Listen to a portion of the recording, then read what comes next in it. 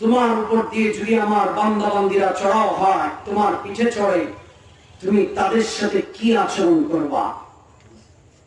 পৃথিবীর সমস্ত পূর্বের সমুদ্র সৈকত গুলো জবাব দিল। আল্লাহ পাক একজন মা তার শিশু সন্তানকে যেমন জমিন থেকে বড় আদর আর পিয়ার করে তার কুলে উঠায়, কোনো ব্যথা দিতে দেয় না, উঠানোর পরে এমনি হেলতে থাকে, দুলতে থাকে, আমার এই সমুদ্র সৈকতে আমার পিঠের উপরে যদি আপনার আদম সন্তানরা চড়াও হয়, আমি ঠিক ওই মা সন্তানের সাথে যে আচরণ করে আমি সমুদ্র ঠিক তেমনি ভাবে আপনার বান্দাদের সাথে একই রকম এই রকম সুন্দর আচরণ দেখাবো। মুসলমান ভাইরা আমার, আল্লাহ পাক পৃথিবীর পূর্ব প্রান্তের সমস্ত সমুদ্র সৈকত গুলোর জবাব শুনে আল্লাহ খুশি হয়ে গেলেন। আল্লাহ যখন খুশি হয়ে গেল, তখন পৃথিবীর সমস্ত সমুদ্র সৈকত গুলো যার যার জায়গায় তাদেরকে ফিরিয়ে দিলেন। প্রশ্ন আর উত্তর কেন হয়? পরিশেষে একটা পুরস্কার দেওয়ার জন্য আল্লাহ প্রশ্ন করেছিল পশ্চিম প্রান্তের সমুদ্রগুলোকে। সঠিক উত্তর দিতে পারে নাই, ইনসানের সাথে আদব দেখাইতে পারে নাই। আল্লাহ খুশি হলেন না, তাদেরকে পুরস্কারও দিলেন না। আল্লাহ পাক রব্বুল আলামিন পূর্ব প্রান্তের সমুদ্রগুলোর উপর খুশি হয়ে গেলেন। আর খুশি হয়ে যাবার কারণে আল্লাহ পাক তাদেরকে পুরস্কার হিসেবে দিয়ে দিলেন, তোমাদের সমুদ্রের ভিতরে আমি আল্লাহ পুরস্কার হিসেবে মাছ দিয়ে দিলাম। আল্লাহু আকবার। তোমাদের সমুদ্রের ভিতরে আমি আল্লাহ খুশি হয়ে বিরামণি মুক্তা দিয়ে দিলাম। তার মানে আজকে আপনি বিজ্ঞানীরা দেখে পৃথিবীর পশ্চিম প্রান্তের সমুদ্রগুলোর তলদেশের ভিতরে কোনো মাছ পাওয়া যায় না, কোনো হীরা মুক্তা পাওয়া যায় না।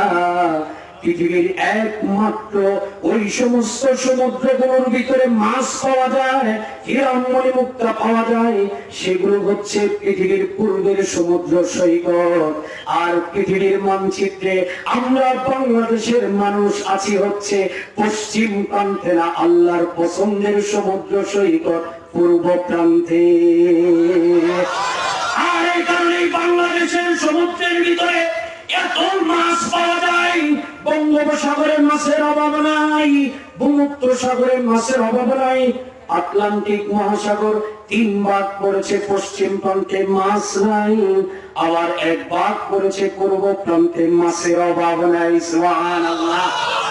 ওই যে বলেছিলাম, যারা বলে ধর্ম যার যার, উৎসব সবার, দুশ্মন আর সবাইকে একাকার করতে চায়। বন্ধু কেন এক করতে চায়?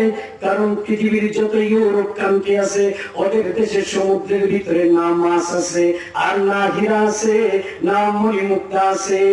ওরা জানে পৃথিবীর পূর্ব প্রান্ত বাংলাদেশ, ইলিশ মাছের অভাব নাই।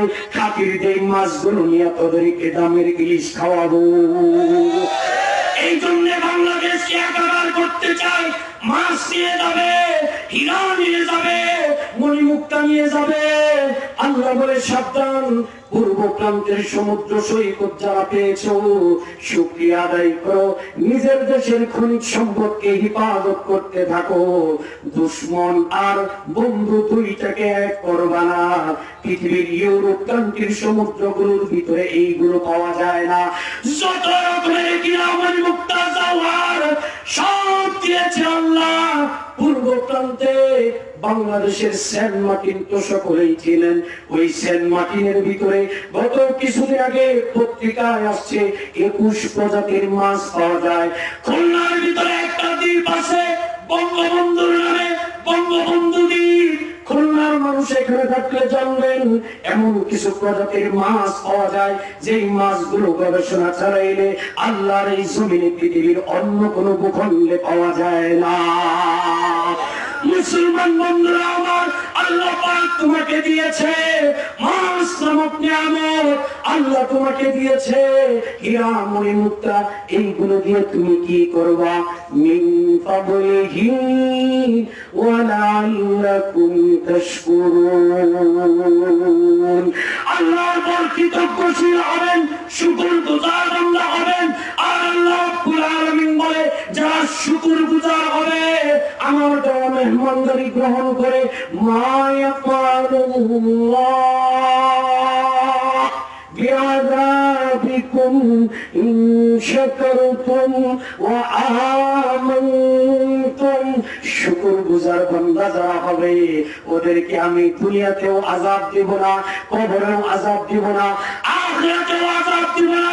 এইবার চলে যাই বন্ধু, আল্লাহ সৃষ্টিনন্দন পৃথিবীকে সাজিয়ে কেন এটা পাঠাইলেন? এইবার আল্লাহর রহস্য উদ্ঘাটন করলেন।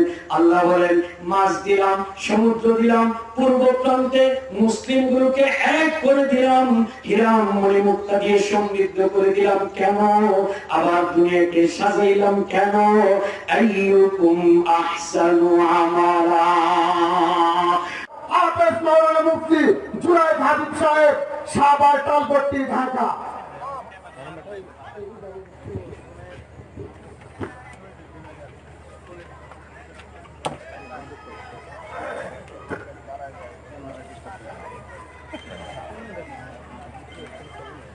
ভিডিও অন করান ওরে কি হয়েছে? তাহলে তো সাউন্ড নেব না।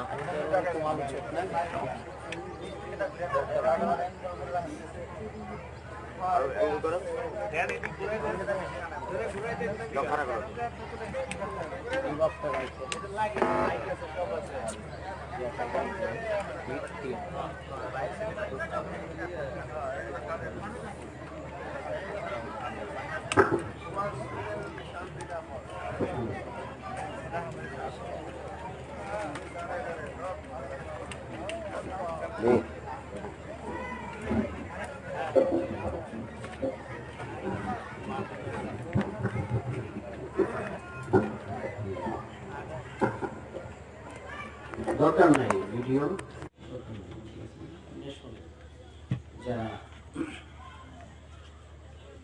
যারটা উঠে কাজে আসবে, ঠিক আছে? ওনাদেরটা উঠে ভালো আছে। আসসালামু আলাইকুম ওয়া রাহমাতুল্লাহি ওয়া বারাকাতুহু।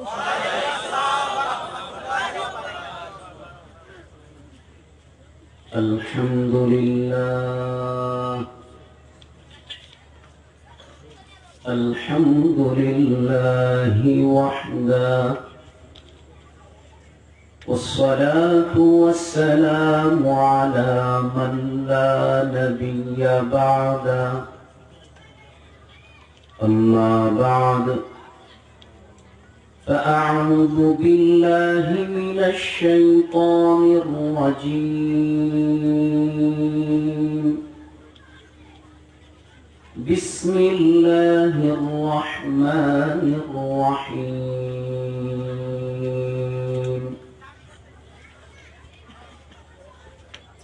إنا جعلنا ما على الأرض زينة لها لنبلوهم أيهم أحسن عملا وإنا لجاعلون ما عليها صعيدا جرزا صدق الله مولانا العظيم.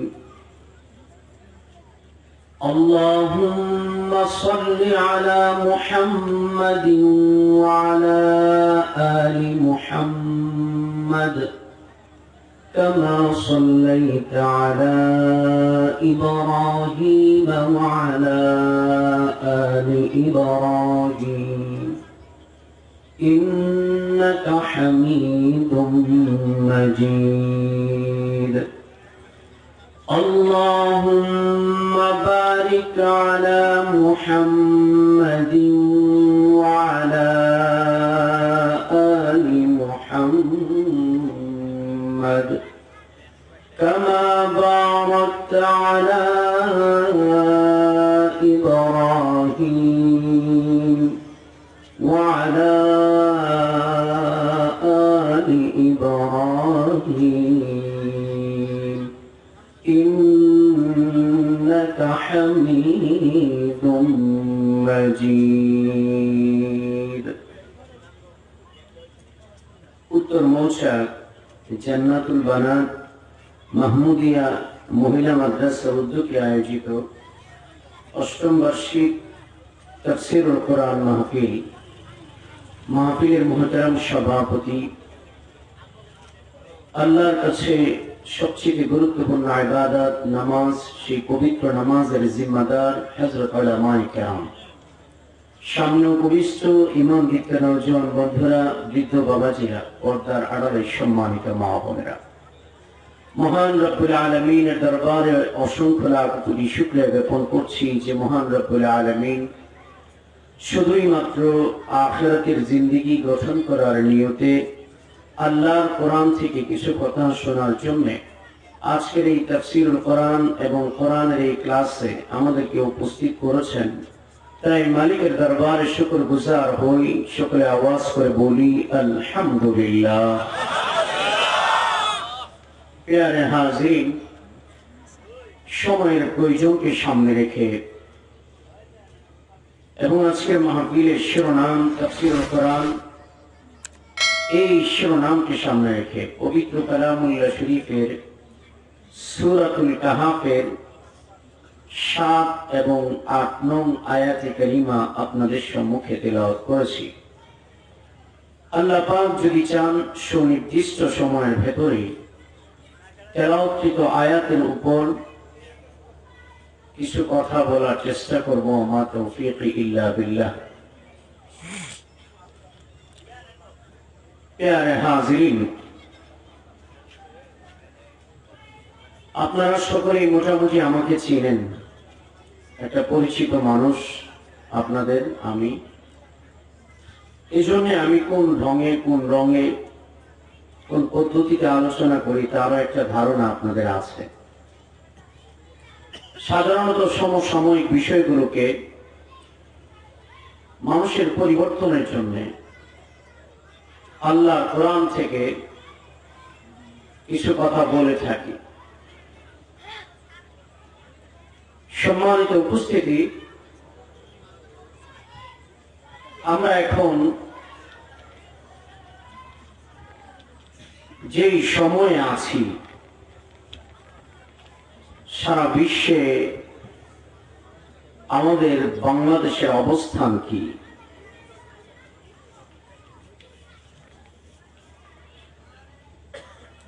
বর্তমান পৃথিবীতে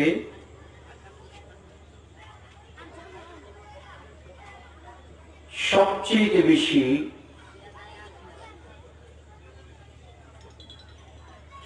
আল্লাহ পাকের গুণ কীর্তন করার মানুষ এই দুনিয়াতে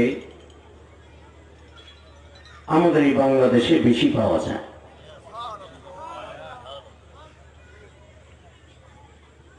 এটার একেবারে সহজ উত্তর, কেন বাংলাদেশে এত আল্লাহ প্রেমিক মানুষের সমাহার, এত আল্লাহ প্রেমিক মানুষের উপস্থিতি, এটা কেন? তার কারণ হলো আল্লাহকে পাওয়ার যত মাধ্যম আছে সমস্ত মাধ্যমগুলো আয়োজন আল্লাহর এই জমিনে সবচেয়ে বেশি রাখা হয়েছে এই বাংলাদেশে। আমি এই আলোচনাগুলো অনেক জায়গায় করে থাকি এই জন্য যে মানুষকে ইন্সপায়ার করার জন্য, উৎসাহিত করার জন্য, নিজের দেশের মূল্য বোঝার জন্য।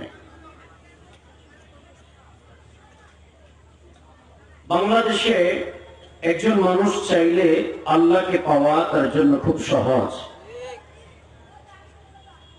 কিন্তু পৃথিবীতে এমন কিছু দেশ আছে যেখানে মুসলমান আল্লাহকে চাইলেও তার জন্য সহজ না। ঢাকা ইউনিভার্সিটি, ঢাকা মেডিকেল ওখানকার একজন ডাক্তার, প্রফেসর, মেডিসিন বিশেষজ্ঞ, উনি আমাকে একটা কারগুজারি শুনিয়েছিলেন, একটা তথ্য দিয়েছিলেন যে আমি আফ্রিকার একটা দেশে গিয়েছিলাম। যাবার পরে ওই এলাকার একজন মানুষ যে আমাকে রিসিভ করেছে, সে এলাকার সকলের সাথে আমাকে পরিচয় করিয়ে দিচ্ছে যে জান্নাতি দেশের মানুষ আসছে, তোমরা দেখে যাও। কোন দেশের মানুষ? বাংলাদেশ কি জান্নাতি দেশ? প্যারে হাজরিন, তো উনি হাসতেছিলেন, লজ্জা পাচ্ছিলেন যে আমাকে কেন জান্নাতি দেশের মানুষ বলা হলো। তো মানুষ, লোকজন দেখা করতেছে, মুসাফা করতেছে, উনি কিছু বলতেছেন না। তারপরে মানুষের মুসাফার ভিড় কমে গেল। তখন যেই ভদ্রলোক বলছে যে জান্নাতি দেশের মানুষ, ওনাকে জিজ্ঞেস করলো যে ভাই, আপনি এরকম কথা বললেন কেন? আমি কি জান্নাতি দেশের মানুষ? মানুষকে এমন বোকা বানাইলেন কেন? তো উনি বললো যে কেন, আমি তো ঠিকই বলেছি, আপনি তো সত্যিই জান্নাতি দেশের মানুষ। ডাক্তার বুঝলো না। কিছুক্ষণ পরে ডাক্তার বলল যে আমার কয়েকদিন যাবৎ দেশে এখানে আসছি, তাঁবুতে আছি, এখনো জামাত মসজিদের মুখ দেখি নাই, তা আমাকে একটা মসজিদে নিয়ে যাওয়া হোক। তো ভদ্রলোক বললেন যে ঠিক আছে, মসজিদে যেহেতু যাবেন আপনি ভালো করে খাবার খেয়ে নিন।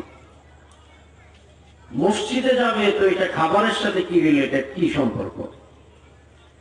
তার কিছুক্ষণ পরেই বলতেছে যে আপনার বেল্ট থাকলে এটা কোমরে ভালো করে বেঁধে নেন।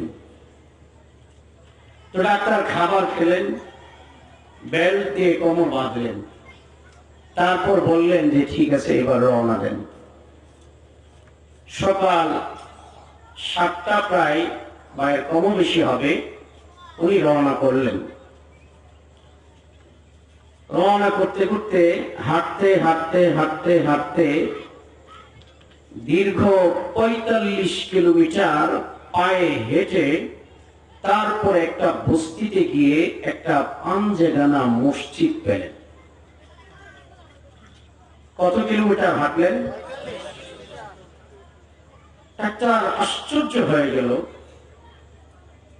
আর মসজিদে গিয়ে 2 রাকাত নামাজ পড়ে সিজদায় লুটিয়ে পড়ে কাঁদলো, চোখের পানি ছাড়ল, আর বলল যে মালিক, এমন একটা রাষ্ট্রে তুমি আমাকে জন্ম দিয়েছ, যেই দেশে আমি চাইলেই 10 কদম হাঁটলে পরে তোমার ঘর পায়া তোমার সেজদা দিতে পারি প্রাণ ভরে। উনি বললেন, তখন আমার বুঝে আসছে যে আমাকে কেন বলা হলো জান্নাতি দেশের মানুষ। যেই দেশের মানুষ আল্লাহর ঘর মসজিদে গিয়ে আল্লাহকে সিজদা দেওয়ার জন্য নিজের ঘর থেকে 45 কিলোমিটার পায়ে হেঁটে গিয়ে, জামে মসজিদ না, পাঞ্জেগানা একটা মসজিদ যেই দেশে থাকে, ওই দেশের মানুষ যখন বাংলাদেশে আসবে, আসার পরে যখন দেখবে যে 10 কদম মুড়ে মুড়ে মসজিদ, হাঁটলেই মসজিদ, তাহলে ওই মানুষটা আমাদেরকে জান্নাতি দেশের মানুষ বলবে, এটা তো খুব স্বাভাবিক বিষয়। সম্মানিত উপস্থিতি, আমি আপনাদেরকে উপলব্ধি করানোর জন্য কিছু কথা বলছি। জাস্ট ব্রেইন চেঞ্জ, ব্রেইনের ভিতরে একটা পরিবর্তন ঘটাইতে চাই, চিন্তার জগতে একটা পরিবর্তন দেখানোর জন্য আমি কথাগুলো বলছি। আপনারা বলেন তো দেখি, হাজির বাড়ির একটা সম্মান আছে না নাই? হাজি সাহেবের বাড়িতে যদি গান বাদ্য হয়, তাহলে মুরব্বী বাধা দেয় যে বাপ দাদা হজ করছে, সাবধান, বাপের দাদায় হজ করছে, এই বাড়িতে গান দেওয়া এটা শোভা পায় না। হাজির বাড়িতে যদি কেউ জুয়ার আড্ডা বসায় তাহলে মুরব্বীরা বাধা দেয় যে না, এখানে জুয়া খেলা যাবে না। হাজির বাড়িতে কেউ গান্ধার আসর জমাইলে মুরব্বীরা অনুমতি দেয়? বলে হাজির বাড়িতে গান জমবে, জুয়া জমবে, গান্ধার আসর জমবে, হাজির বাড়িতে আযান হবে, নামাজে যাবে না, ওখানে খেলাধুলা করবে, এটা কি হাজির বাড়ির ইজ্জত থাকে না যায়? বলেন। একেবারে খুব জীবন ঘনিষ্ঠ এক্সাম্পল, উদাহরণ প্রেজেন্ট করে আমি আপনাদেরকে বোঝানোর চেষ্টা করি। বুঝের জন্য কাউকে হিট করা, আঘাত করা, পরিবেশকে উত্তপ্ত করা একটা মাকসাদ না। আল্লাহর কসম, জাস্ট আপনাকে একটা কম্পেয়ার করা। তার জন্য বলি, হাজির বাড়িতে গান বাজতে যদি হাজির বাড়ির ইজ্জত নষ্ট হয়, হাজির বাড়িতে জুয়া আসর বসলে যদি ইজ্জত নষ্ট হয়, হাজির বাড়িতে নামাজ বাদ দিয়ে খেলাধুলার আসর জমলে যদি ইজ্জত নষ্ট হয়, আপনি বলেন আপনার বিবেকের আদালতকে আপনি জিজ্ঞেস করেন, আপনি যেই শ্রেণীর মানুষ হন, আপনি হতে পারেন এলিট পারসন, হতে পারেন সাধারণ মানুষ, হতে পারেন আপনি একজন গবেষক, হতে পারেন আপনি একজন রাষ্ট্রের জিম্মাদার, রাষ্ট্রনায়ক, আপনি চিন্তা করে বলেন, একেবারে সহজ উত্তর আপনারা দিবেন, হাজির বাড়িতে যদি এই কাজগুলো না মানায় তাহলে আসমানের মালিক পৃথিবীর জমিনের ভেতরে যেই দেশটাকে শুধুই মাত্র তার ঘর আর মসজিদ আর মাদ্রাসা দিয়ে সাজিয়েছেন, সেই ভূখণ্ডের কি কোনো ইজ্জত আছে না নাই? বলেন। যেই দেশকে পৃথিবীর মানচিত্রে ধর্মীয় নগরী হিসাবে চিনে, ওই দেশে একটা ইজ্জত আছে না নাই? ইজ্জত যদি থাকে,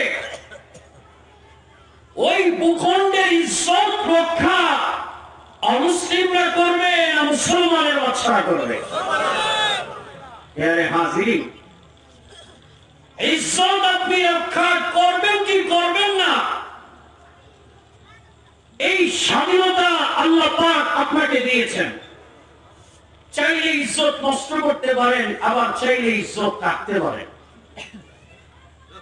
খুলেন কোরআন।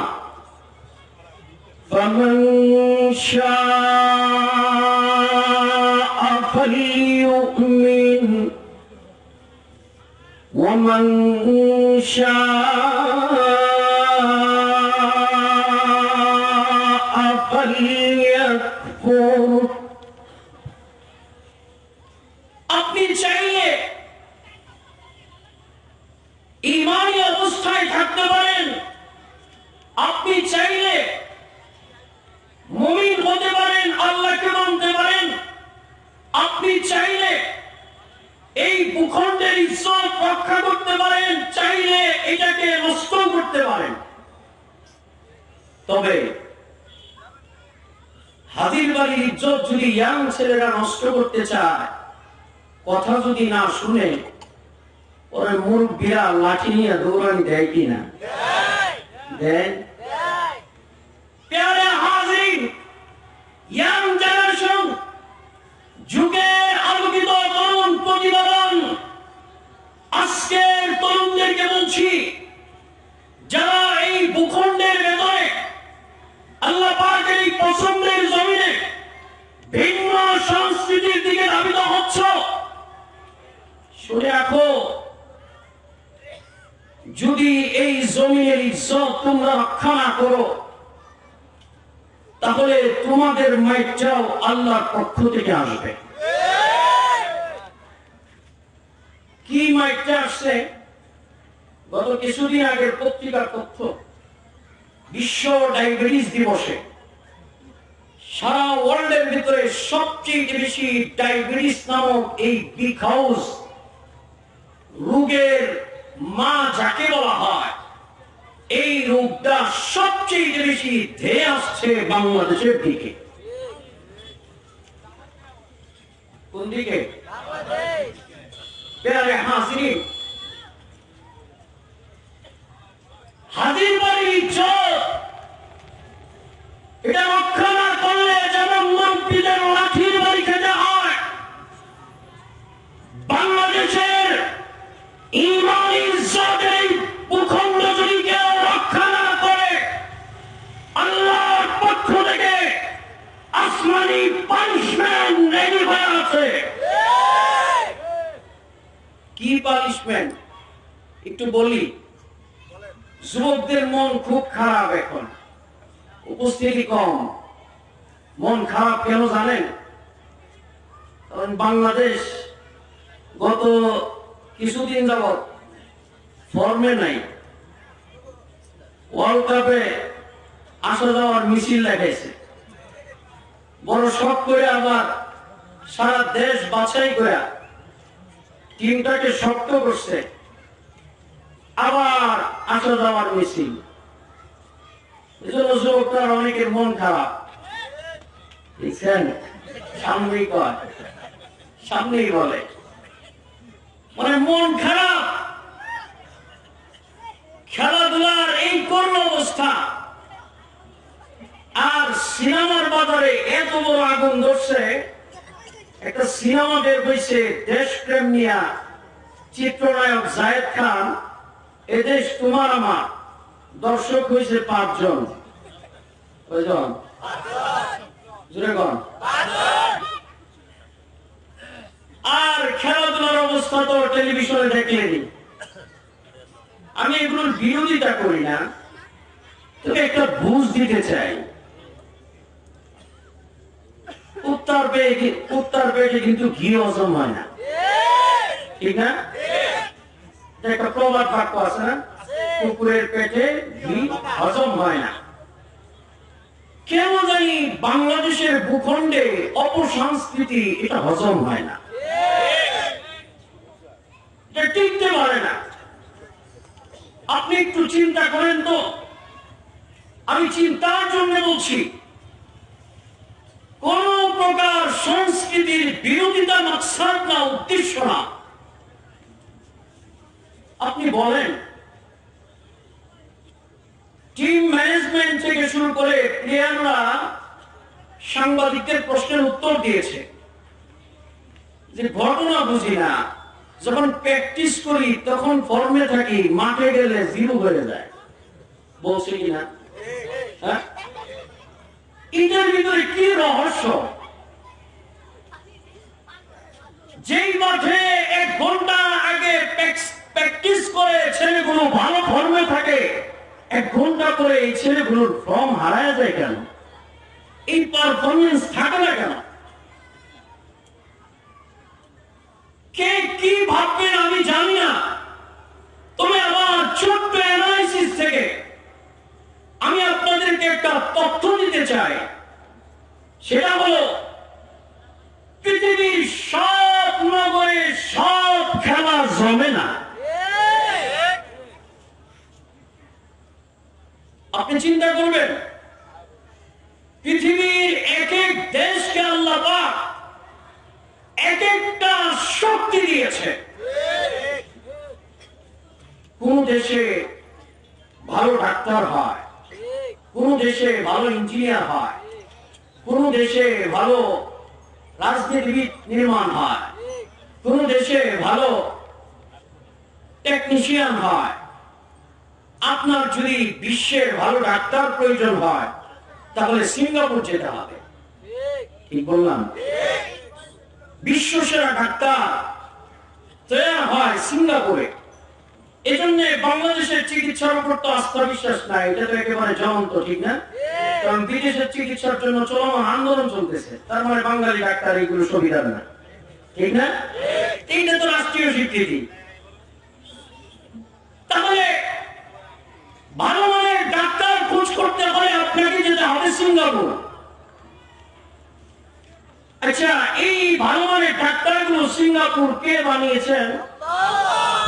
জোরে বলেন। আপনি যদি ভালো মানের একটা গাড়ি বানাইতে চান, গাড়ি আবিষ্কার করতে চান, ভালো একটা মেশিন আবিষ্কার করতে চান, তাহলে মার্সিডিজ গাড়ি এগুলো কি বাংলাদেশে হয়? আল্লাহ বলে তুমি এই মানের ইঞ্জিনিয়ার হতে চাইলে তুমি জার্মান আর জাপানের দিকে শিফট করো, ওই দিকে মুখ করো, বুঝলেন? তারপরে আপনি যদি চান যে সারা পৃথিবীর প্রযুক্তি দিয়ে আপনি দখলে নিয়ে আসবেন, তাহলে আল্লাহ বলে তাহলে চলে যাও চীনে, প্রযুক্তির মহানায়ক। সারা ওয়ার্ল্ডে যাদের প্রোডাক্ট, গ্রামের প্রত্যেকটা অঞ্চলে যাদের কর্মদক্ষতা আবিষ্কার পৌঁছে গেছে, আপনি যদি চান যে ভালো মানের খেলোয়াড় দেখবেন, তাহলে বাংলাদেশ না, পাকিস্তান, ইন্ডিয়া না, অস্ট্রেলিয়ার দিকে তাকাও। সবসময় ফর্মে থাকে, পারফরমেন্স খুব ভালো করে, ওদের পারফরমেন্সের উপরে সারা বিশ্ব তুষ্ট সন্তুষ্ট। আপনি যদি চান যে ভালো মানের সিনেমা নির্মাণ করবেন, তাহলে অস্ট্রেলিয়া গেলেও হবে না, সিঙ্গাপুর গেলেও হবে না, জার্মানি গেলেও হবে না, জাপানে গেলেও হবে না। পৃথিবীর সবচেয়ে ভালো মানের সিনেমা নির্মিত হয়, সেরা চলচ্চিত্রের দেশ হচ্ছে আমাদের পার্শ্ববর্তী দেশ ভারত, ইন্ডিয়া, ঠিক না? এক এক দেশ, কোন দেশকে খেলোয়াড় দিল আল্লাহ, কোন দেশকে ডাক্তার দিল, কোন দেশকে ইঞ্জিনিয়ার দিল, কোন দেশকে নায়ক দিল, গায়ক দিল, বাঙালিকে কি দিল? প্যারে হাজিরিন, আল্লাহ পাক বলে তুমি যদি চাও বিশ্বমানের একজন ইমানদার হইবা, পৃথিবীর কোন বস্তিতে ইমানদারি এতটা সহজ নয়। যদি ইমানদার হতে চাও, ইমান জিন্দেগি বানাইতে চাও, টাকা দাও, গাড়ি দাও, কানাডা থেকে ছোট, অস্ট্রেলিয়া থেকে ছোট, জার্মান থেকে ছোট, সব দেশ থেকে ছোট, কোন দেশের দিকে ছুটবা, কোন দেশের দিকে? একমাত্র বাংলাদেশ। টঙ্গীর তুরাগ দিয়ে বিশ্বের সমান ময়দানে চলে আসো, টাকা নিয়া, গাড়ি নিয়া, ইমানদার হয়ে বাড়িতে যাও।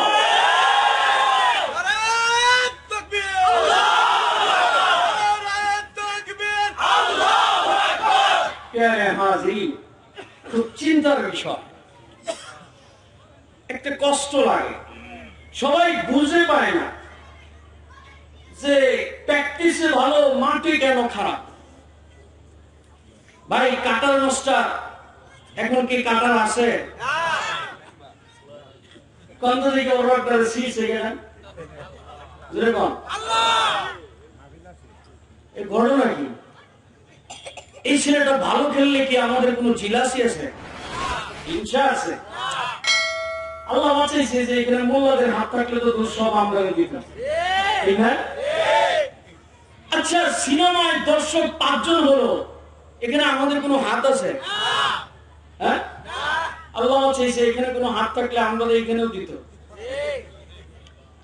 আপনি দেখেন কেন জানি ওই সূত্রটা খেয়াল রাখবেন, হাজির বাড়ির সম্মান, ঠিক না? ওইখানে হাজিগিরি ছাড়া অন্য কিছু মুরব্বীরা বরদাস্ত করে না। তো বাংলাদেশ কিন্তু হাজির বাড়ি না, বাংলাদেশ স্বয়ং আল্লাহর বাড়ি। আপনি চাইলেও ধরবে না, এখানে ইসলাম ছাড়া ভিন্ন কিছু যাই জমাতে যাবে, কোন আন্দোলন লাগবে না, কিচ্ছু লাগবে না। দিন শেষে মালিক সব ফিনিশ করে দিবেন। জমান মরণ কার হাতে? হ্যাঁ, জমাইতে সালমান শাহকে দিয়ে সারা বাংলাদেশ জমাবে আল্লাহ বরদাস্ত করে নেই। এমন সময় টান নিয়ে নিয়ে গেল, সালমান শাহ পাওয়া শেষ, নায়ক আসলো জাফর ইকবাল জমাইতে চাইল, ইয়াং বয়সে মালিক টান দিলেন। তারপরে আসলো নায়ক জসিম জমাইতে চাইল, ইয়াং বয়সে টান মারলেন।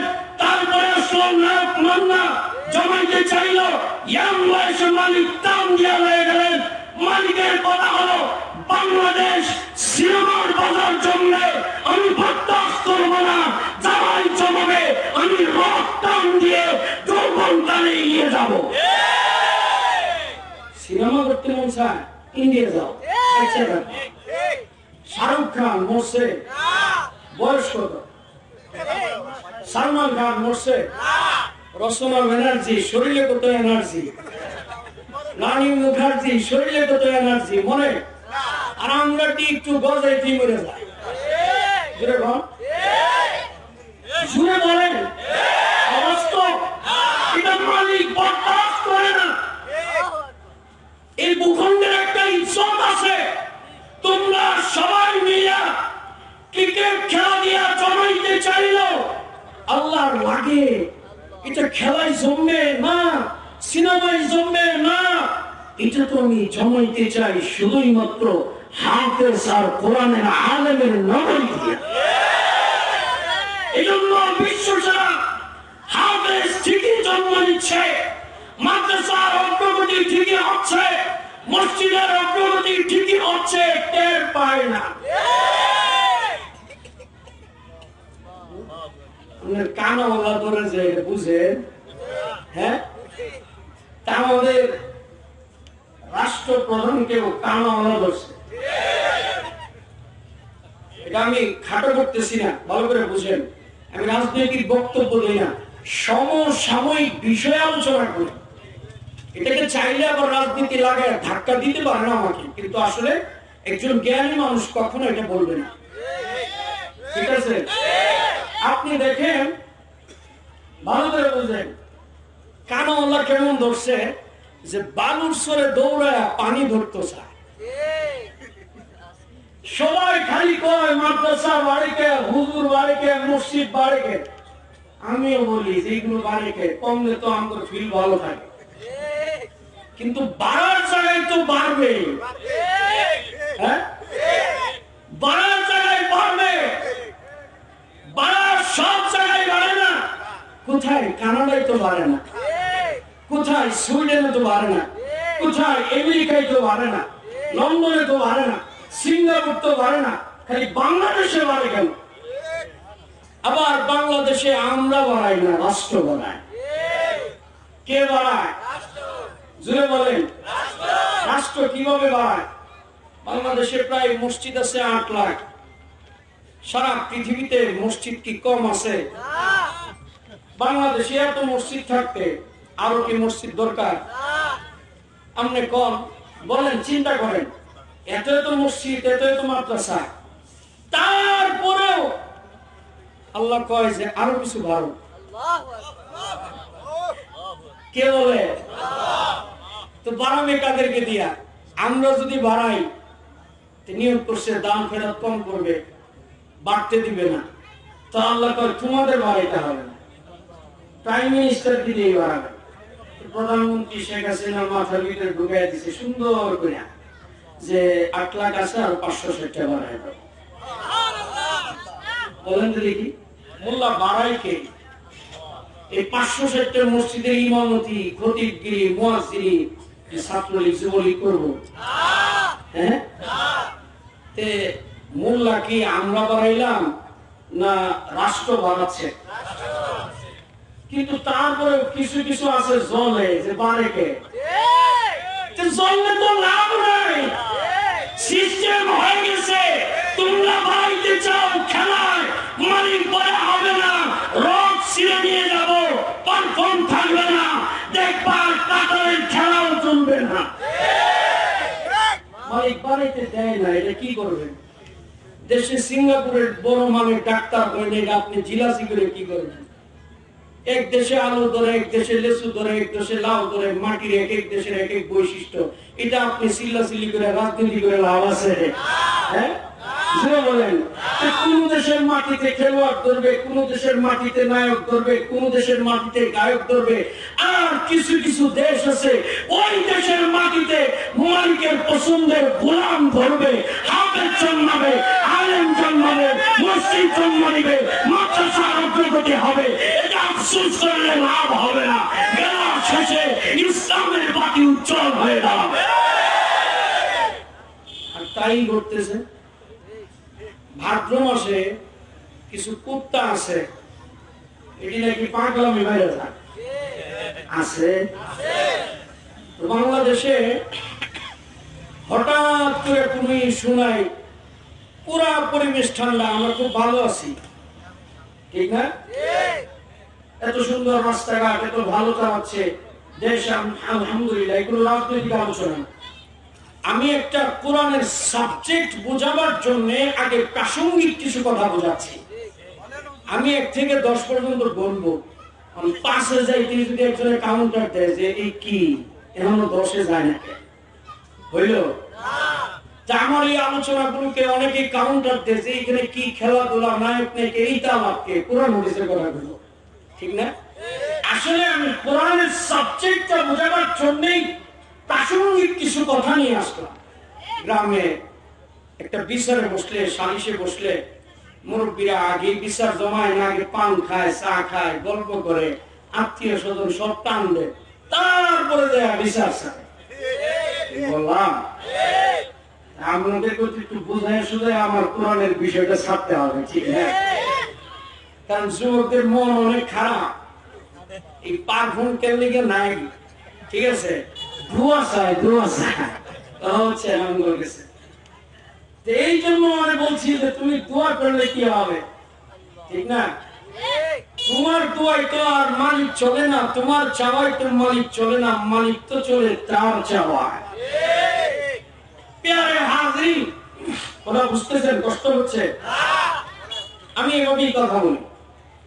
তো আপনি দেখেন যে বাংলাদেশে কিছু মানুষ হঠাৎ করে ভাদ্র মাসে কুকুরের মতো বেড়ানো ধরছে, পাগলামি বেড়ে গেছে। পাগলামি কি করছে জানেন? পৃথিবীর কোন বস্তিতে যেন ইসলামের একটা বিজয় হয়েছে, ঠিক আছে? পৃথিবীর পরাশক্তি লেজ গুটিয়ে একটা দেশ থেকে তারা পলায়ন করছে। এরপর থেকে আমি নাম নিতে চাই না, কারণ ছোট মানুষ, কথাকে ছোট ব্যালেন্সের ভিতরে রাখার চেষ্টা করি। আমার আমি যতটুকু জানি ততটুকু থেকে কথা বলি। শব্দ চয়ন, বাক্য চয়ন গুলো আমি ওইভাবে উগ্র হয়ে সেট করি না, এজন্য আমি নামটা নিচ্ছি না। আচ্ছা, ওই জায়গায় একটা বিজয় হঠাৎ করে দেখা দিছে এই টুপিওয়ালা আর পাগড়িওয়ালা। তারপর থেকে পৃথিবীর প্রত্যেক ভূখণ্ডে এই ভাদ্র মাসের কিছু কুকুরের যেরকম পাগলামি বেড়ে যায়, পৃথিবীতে আল্লাহর কিছু দুশ্মন হঠাৎ করে এদের পাগলামি বেড়ে গেছে। পাগলামি বাড়তে বাড়তে এটার শিকার হয়ে গেছে আমরা বাংলাদেশ। আপনি বুঝেন কেমন পাগলামি বাড়ছে? কোনো কিছু নাই। আমাদের গরম মানুষগুলো সব আছে জেলখানা, দেশ ঠান্ডা, আমরা খাইতেছি, ঘুমাইতেছি, জিকির আজকার বন্দিগি করতেছি, পরিবেশটা পুরা ভালো, ইস্যু নাই, মিশু নাই, কিচ্ছু নাই। হাত ঢোকায় দিচ্ছে কই? এলার্জি কোন জায়গায়? রাষ্ট্র ধর্ম ইসলাম। আচ্ছা কোন এইটা হঠাৎ করে পাগল হয়েছে কে? কোন ইস্যু লাগে তো পাগল হওয়ার জন্য? আপনি আমাদের ধমক দিচ্ছেন, আমি আপনাকে একটা পাল্টা ধমক দিলাম। বাংলাদেশের ধমক দেওয়া মানুষগুলো সব ভিতরে, তাহলে এটা সকালবেলা এরকম পাগল হয়েছে কে? হ্যাঁ, এটা পাগল হয়েছে অনেকদিন আগ থেকে, অনেক আগ থেকে পাগল হয়েছে। এই পাগলকে বলি, হাজির বাড়ি ইজ্জত রক্ষা না করলে মুরব্বীদের লাঠি সুতার বাড়ি যেমন খাইতে হয়, বাংলাদেশের ভূখণ্ডে ইজ্জত যদি রক্ষা না করো তাহলে মুসল্লিদের লাঠি দিলেও কিন্তু তোমার ভাগ্যে আছে। প্যারে হাজির, ইস্যু নাই, কিচ্ছু নাই, রাষ্ট্র ধর্মের উপরে হস্তক্ষেপ কোন ইস্যু ছাড়া, ইসলামের উপরে হস্তক্ষেপ কোন ইস্যু নাই, কিচ্ছু নাই, কোন রকমের প্রয়োজন নাই। রাষ্ট্রের সাংবিধানিক নীতিকে ভায়োলেট করে এই ধরনের আবল তাবল কথা বলার মানে কি? এটা হলো কয়েকটা মানে। একটা হলো পরিবেশ দেখে, ঠিক আছে, রাজনীতি দেখেন কেমন রাজনীতি, পরিবেশ দেখে। হেরাও রাজনীতি করে, আল্লাহ রাজনীতি করে এদের সাথে। কি দেখবা? দেখবা কি? পরিবেশ দেখে, আমাদের ইমানি অবস্থা দেখে যে আমরা কি কোনো ফাল ফুল দেই কিনা। পাগলের কথায় সবাই ফালায় না, ফাল দেওয়ার জন্য একটা ইস্যু লাগে। আমি এত অযোগ্য একজন মানুষকে নিয়ে কথা বলছি যেটা আমার আত্মমর্যাদায় লাগে। আমি একজন স্কলার, আমি কথাগুলো শেষ করে এটা আমি এক্সপান্স করে দিব। প্যারে হাজরিন, এই যে পাগলামিটা আপনাদের একেবারে মাথায় একটা বিষয় একটু ঢোকানোর চেষ্টা করেন। বলেন তো দেখি, বাংলাদেশ হিন্দু ধর্ম খ্রিস্টান সকলে মিলেমিশে যে সুন্দর ভ্রাতৃত্বপূর্ণ সৌহার্দ্যপূর্ণ এক পরিবেশ নিয়ে আমরা বেঁচে আছি, এই গর্বের ইতিহাস নিয়ে আমরা বেঁচে আছি, এটাকে বানচাল করার মানেটা কি? একটা কোরআনিক কারণ এবং বর্তমান বিজ্ঞানীদের দৃষ্টিকোণ থেকে একটা কারণ আমি আপনাদেরকে উল্লেখ করি। বাংলাদেশে হঠাৎ করে এইরকম ধর্মের বিরুদ্ধে হস্তক্ষেপ করা, হঠাৎ হঠাৎ পাগলের জন্ম হয় কেন? আবার এদের একটা ডায়লগ থাকে, ডায়লগটা হলো যে সবাই মিলেমিশে থাকো। সবাই কি মিলেমিশে থাকো? তো আল্লাহ বলে দিছে যে না, সবাই মিলেমিশে না। যারা ইমানদার তোমরা এক কাতারে থাকবা, আর যারা বেঈমান তারা আরেক কাতারে থাকবে। এরা বলে যে আমরা মিলেমিশে থাকি। এটা হলো কথাটা সত্য, মতলবটা ভালো না, ঠিক আছে? আচ্ছা, এরকম সত্য কথা ভিতরে মতলবটা কি? মিলেমিশে থাকা। এই মতলবটা নবীজির একটা হাদিস থেকে আমি আপনাদেরকে বলবো, আর বর্তমান বিজ্ঞানীদের এই মতলবটা উদ্ঘাটন করেছে। কেন মিলেমিশে থাকতে চায়? তার কারণ হলো, যার ঘরে মাল আছে, ঘরে যদি লোক বেশি থাকে, তাহলে এই মাল ডাইরেক্ট চুরি করা যায় না। কি করা যায়? একটু খাতির লাগাই, বন্ধুত্ব করি, ঠিক আছে, মিলেমিশা দেখি ওর টেস্ট মারা যায় কিনা। বলবেন এত নোংরা একটা শব্দ, অ্যাপ্রোপ্রিয়েট পারফেক্ট কোন শব্দ আর জেহেনে আসলে তার জন্য বললাম। তবে এই শব্দটা কিছুক্ষণ পরেই যারা বুঝবেন যে না, ঠিকই বলেছি।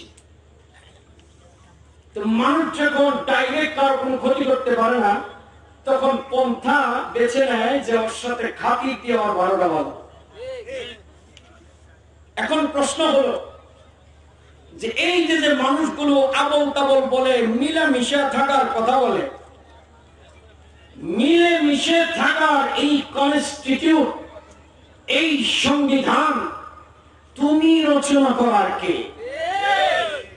পৃথিবীর প্রত্যেকটা মানুষ আল্লাহর এই ভূখণ্ডে কোন প্রক্রিয়ায় পরিচালিত হবে, এটা তো জন্মের আগে থেকে আল্লাহ পাক এই সংবিধান আমাদেরকে দিয়ে দিয়েছে। ইমানদার ইমানদারের সাথে বন্ধুত্ব হবে, বেঈমান বেঈমানদের সাথে বন্ধুত্ব হবে। কিন্তু তোমরা বেঈমান আর ইমানদারদেরকে একাকার করতে চাও, এটা তো আমাদের জন্য ক্ষতিকর, তাদের জন্য ক্ষতিকর। ভাই যেমন মনে করেন অমুসলিম একটা ধর্ম আছে, হিন্দু ধর্ম, এই ভাইদের সাথে যদি আমরা তারা সবকিছু এক হয়ে যাই, তাহলে আমাদের একটা উৎসব, আমাদের একটা আনন্দ মেলা হয়, সেটা হলো কোরবানির ঈদ।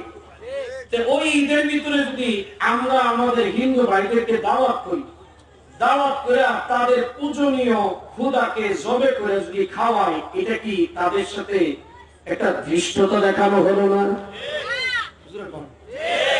এটা তো একেবারেই বেসিক কমন সেন্সের মানুষ যারা, তাদের চাকরি দেবে, তার জন্য তো অনেক কোনো জ্ঞান লাগে না। প্যারে হাজির, আবার আমাদের সবচেয়ে প্রিয় খাবার হচ্ছে গরুর গোশত, আর ওদের হচ্ছে এটা খোদা, খোদা না, ওরা এটাকে পূজা করে, ওদের মা। এই মা রেসব করে আমরা খাবো আর ওদেরকে এখানে আসবো, এটা কি হয়? আর ওরা আসেও না, ঠিক না?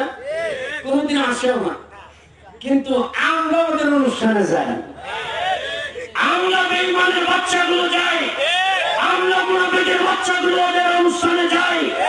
আর একমাত্র মুনাফিকের বাচ্চাগুলোই বলতে পারে যে ওদের অনুষ্ঠান আর আমাদের অনুষ্ঠানকে একাকার যারা করতে চায়, ওরা খোদা দ্রোহী, ওরা ইসলাম দ্রোহী।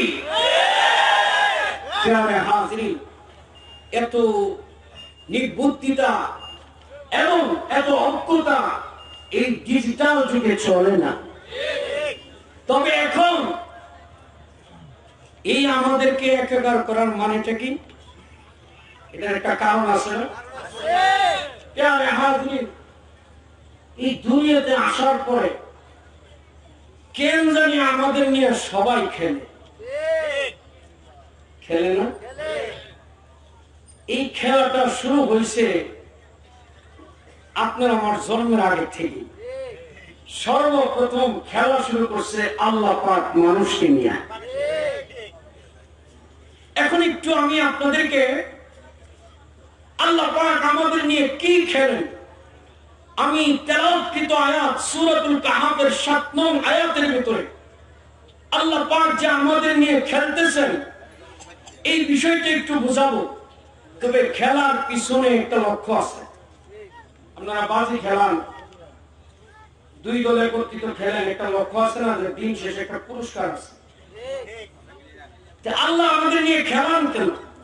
আয়াতের প্রথম অংশের আলোচনা শুনলে মনের ভিতরে একটা রাগ উঠবে, আল্লাহ এরকম আমাদের নিয়ে এরকম মজা করে কি জন্য মালিক মজা করে, আগে এটার উত্তর দিই। মাঝে মধ্যে আপনার যে সন্তান, যে বাচ্চাটাকে ভালো লাগে, তো ওরা একটু কাঁচু কুতু দেন, ঠিক না? আমার সিমটিও দেন, ঠিক না? আমার এটা আদর করেন। এখন আপনি যদি প্রশ্ন করেন, আচ্ছা এই লোকটা বাচ্চা মানুষের সাথে এরকম ফাইজলামি করে, বাড়িতে কি ফাইজলামি নাকি আর আসলে একটা আদর? এটা একটা ফিলিংস। এটা কি ফিলিংস? একটা ধরন, একটা সিস্টেম। তো আল্লাহ আমাদের নিয়ে একটা খেলা করেন। কি খেলা? এই দুনিয়াতে আসার শুরু থেকে খেলা শুরু করছে। একটু বলবো, হাদিসের ভিতরে আসছে আপনি আর আমি দুনিয়াতে আসছি কি করে, কি করতে আসছি, আর শুরু থেকে আমাদের নিয়ে কি খেলাটা খেলতেছে, এটার একটু হাদিসের একটা গল্প আমি ধারাবাহিক ভাবে বলেই আয়াতের পরের অংশে চলে যাব। হযরত আদম আলাইহিস সালামকে যখন আল্লাহ পাক পৃথিবীতে পাঠাইলেন, আল্লাহ পাক সর্বপ্রথম হযরত আদম আলাইহিস সালামের পিঠের ডান দিকের উপরে কুদরতি হাত রাখলেন। হাত রাখার সাথে সাথে বাবা আদমের থেকে পৃথিবীর নেককার ভালো মানুষগুলো ডান দিক থেকে বের হয়ে গেল। তারপরে আল্লাহ পাক কুদরতি ভাবে বাবা আদমের দ্বিতীয় পিঠের বাম পাশে হাত রাখলেন। হাত রাখার সাথে সাথে পৃথিবীর নাফরমান বান্দাগুলো ওখান থেকে বের হয়ে গেল। বের হয়ে যাওয়ার পরে এই রুহগুলোকে আল্লাহ সারিবদ্ধভাবে এক কাতারে রুহের জগতে সবগুলোকে উপস্থিত করলেন। ওখান থেকে হযরত আদম আলাইহিস সালামের উপরে ওখান থেকে আল্লাহ পাক ওই রূহগুলোর উপরে তাজাল্লি বর্ষণ করলেন। তাজাল্লি বর্ষণের পরে রূহগুলোকে সেট করে রেখে দেওয়া হলো, আর রূহগুলোকে একটা একটা করে পৃথিবীতে পাঠায়। কোথায় পাঠায়? পৃথিবীতে একটা ডাইস বানাইলেন, বক্স। এই ডাইস আর বক্সটার নাম হচ্ছে আমাদের 3.5 হাত এই দেহ। বক্স আর ডাইসটার নাম কি? 3.5 হাত দেহ। এই দেহের ভিতরে আল্লাহ পাক পাঠাইলেন। বলেন তো দেখি, যে মানুষের দেহ আসছে আগে না রূহ আসছে আগে?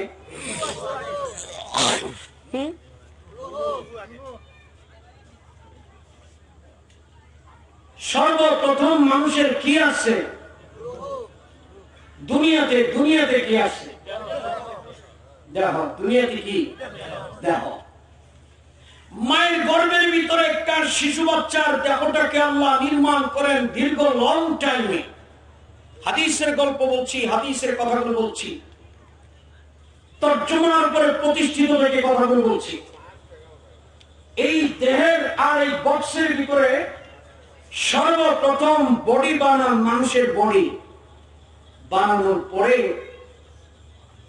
আল্লাহ একজন ফেরেশতাকে কিছুদিন যাওয়ার পরে এই বডির ভিতরে, মানুষের দেহর ভিতরে একটা ফুঁক দিতে বলেন। ফেরেশতারা ফুঁক দেওয়ার সাথে সাথেই বডির ভিতরে রূহটা এসে সেট হয়ে যায়। সেট হয়ে যাওয়ার পরেই একটা নড়াচড়া দেয়, তখন মায়েরা টের পায় যে এখন বাচ্চা নড়তেছে। আর এখান থেকে দেখেন খেলাটা কি খেলতেছে আল্লাহ। একটু রাগ উঠবে, পরে যায় আবার রাগটা কমে যাবে। কথা বুঝছেন? কারণ একজন মনে করেন আমাদের দাওয়াত দিছে, 20টা আইটেম করছে। আইটেম করার পরে তারপরে আপনার লেগে লাস্টে রাখছে 1 গ্লাস বিষ। আচ্ছা কোন এটা রাগ উঠবো না? হ্যাঁ, এই তুমি আমার 20টা আইটেম করে খাওয়াইলা, লাস্টে আমার জন্য 1 গ্লাস বিষ বরাদ্দ করলা, এটা তো একটা রাগের বিষয়। তাহলে খাওয়াই রাখেন। হাদিসের গল্পটা শুনলে আর কোরআনের এই আয়াতের তর্জমাটা শুনলে সূরাতুল কাহাফের 7 নং আয়াতের অবস্থা তাই। আল্লাহ আমাদেরকে বানাইছেন, বানানোর পরে কিছুদিন রূহের জগতে রাখছেন, আবার দুনিয়াতে এটাকে পাঠাইছেন সিস্টেম করে।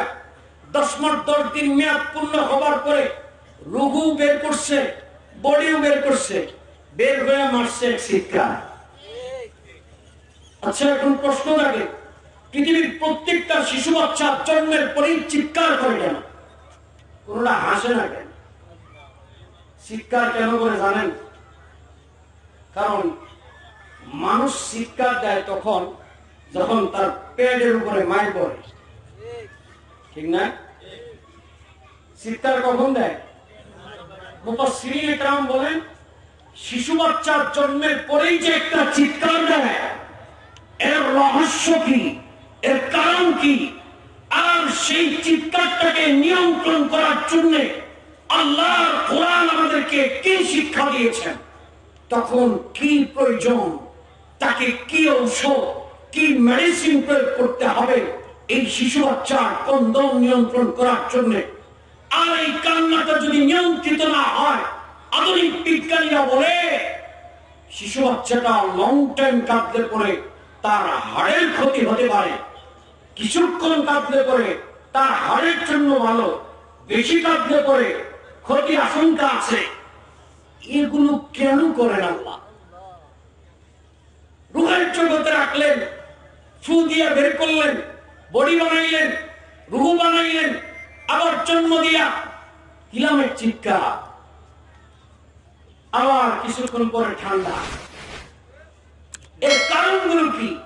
পেয়ারে হাজরিন, আপনার একটা দোকান হঠাৎ করে আগুন লেগে চলে গেছে, আবার ইন্ডাস্ট্রি চলে গেছে, বড় শখ করে একটা গাড়ি কিনছেন কিস্তির টাকা দিয়া, হঠাৎ করে গাড়িটা আপনার নষ্ট হয়ে গেছে, অ্যাক্সিডেন্টে শেষ। তো মানুষ একটা চিৎকার দেয় কিনা? জোরে বল।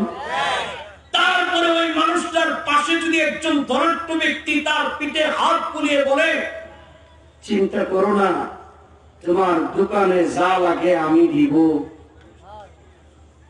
চিন্তা করো না, তোমার গাড়িটা আমি কিনে দিব, তখন কি মানুষের হাহাকার চিৎকারটা কি বন্ধ হয়? মুসলমান ভাইরা আমার,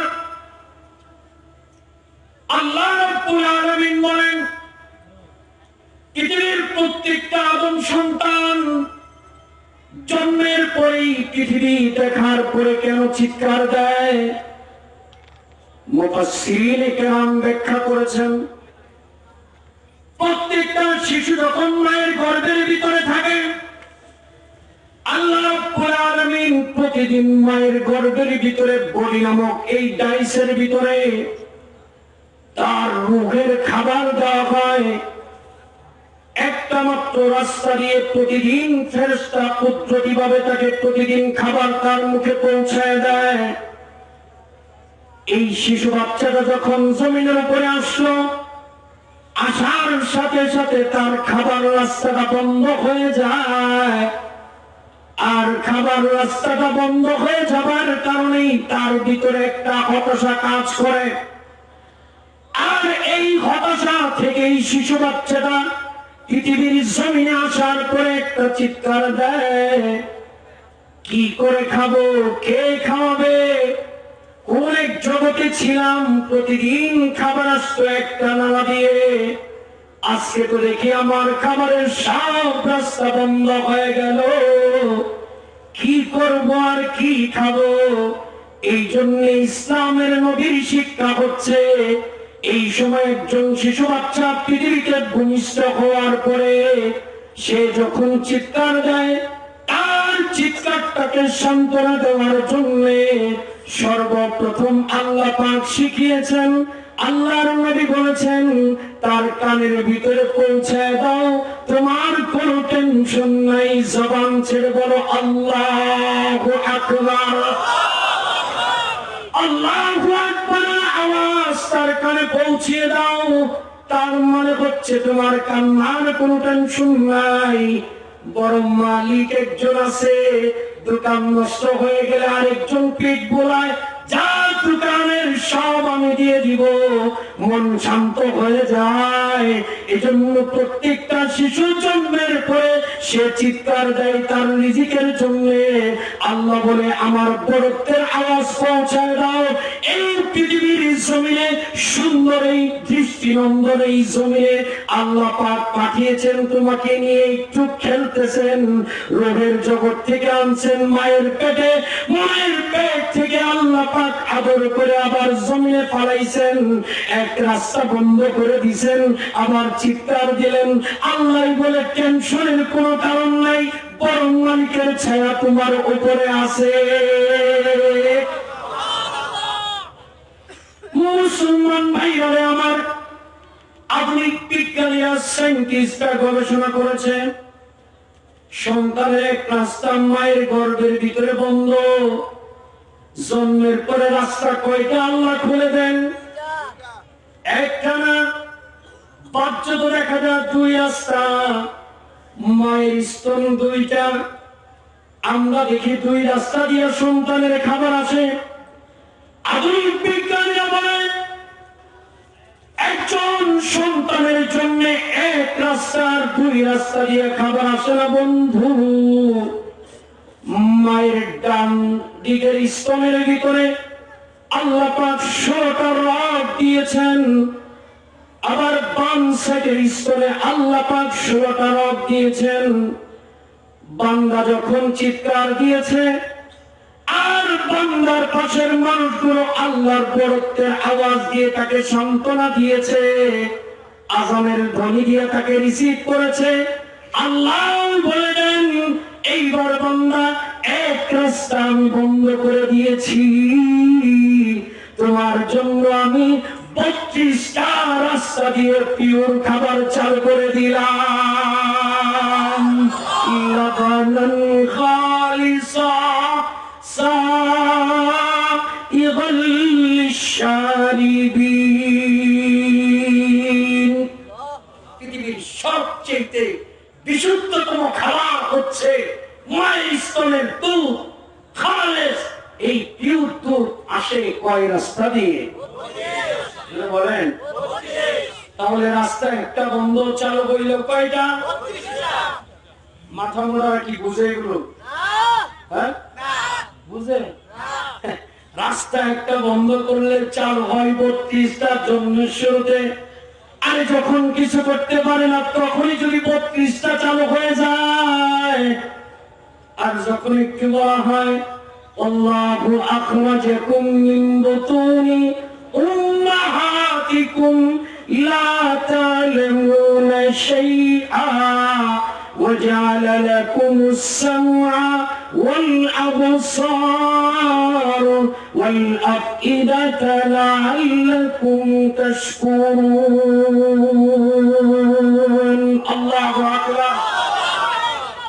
যখন কিছু করতে পারেন না তখন যদি 32 রাস্তার খেলা দেখায় মালিক, আর যখন বড় হবেন চোখে আলো দেয়, তারপরে কানের শ্রবণ শক্তি দেয়, দেহের ভিতরে শক্তি দেয়, তারপরে একটু নড়াচড়া করার শক্তি দেয়, দেওয়ার পরে শুধু কি তাই, আল্লাহ বলেন যখন একটু বড় হবি তখন পৃথিবীটাকে আমি এমন সুন্দর করে বানিয়েছি যে এটা দেখবি আর পাগল হবি। এটা দেখবে নাকি?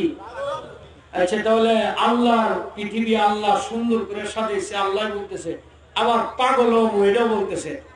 এখন আবার আল্লাহ কয় বেশি পাগল হবি তাহলে মেরে ফেলাম। আচ্ছা, এটা একটা খেলতেছে না?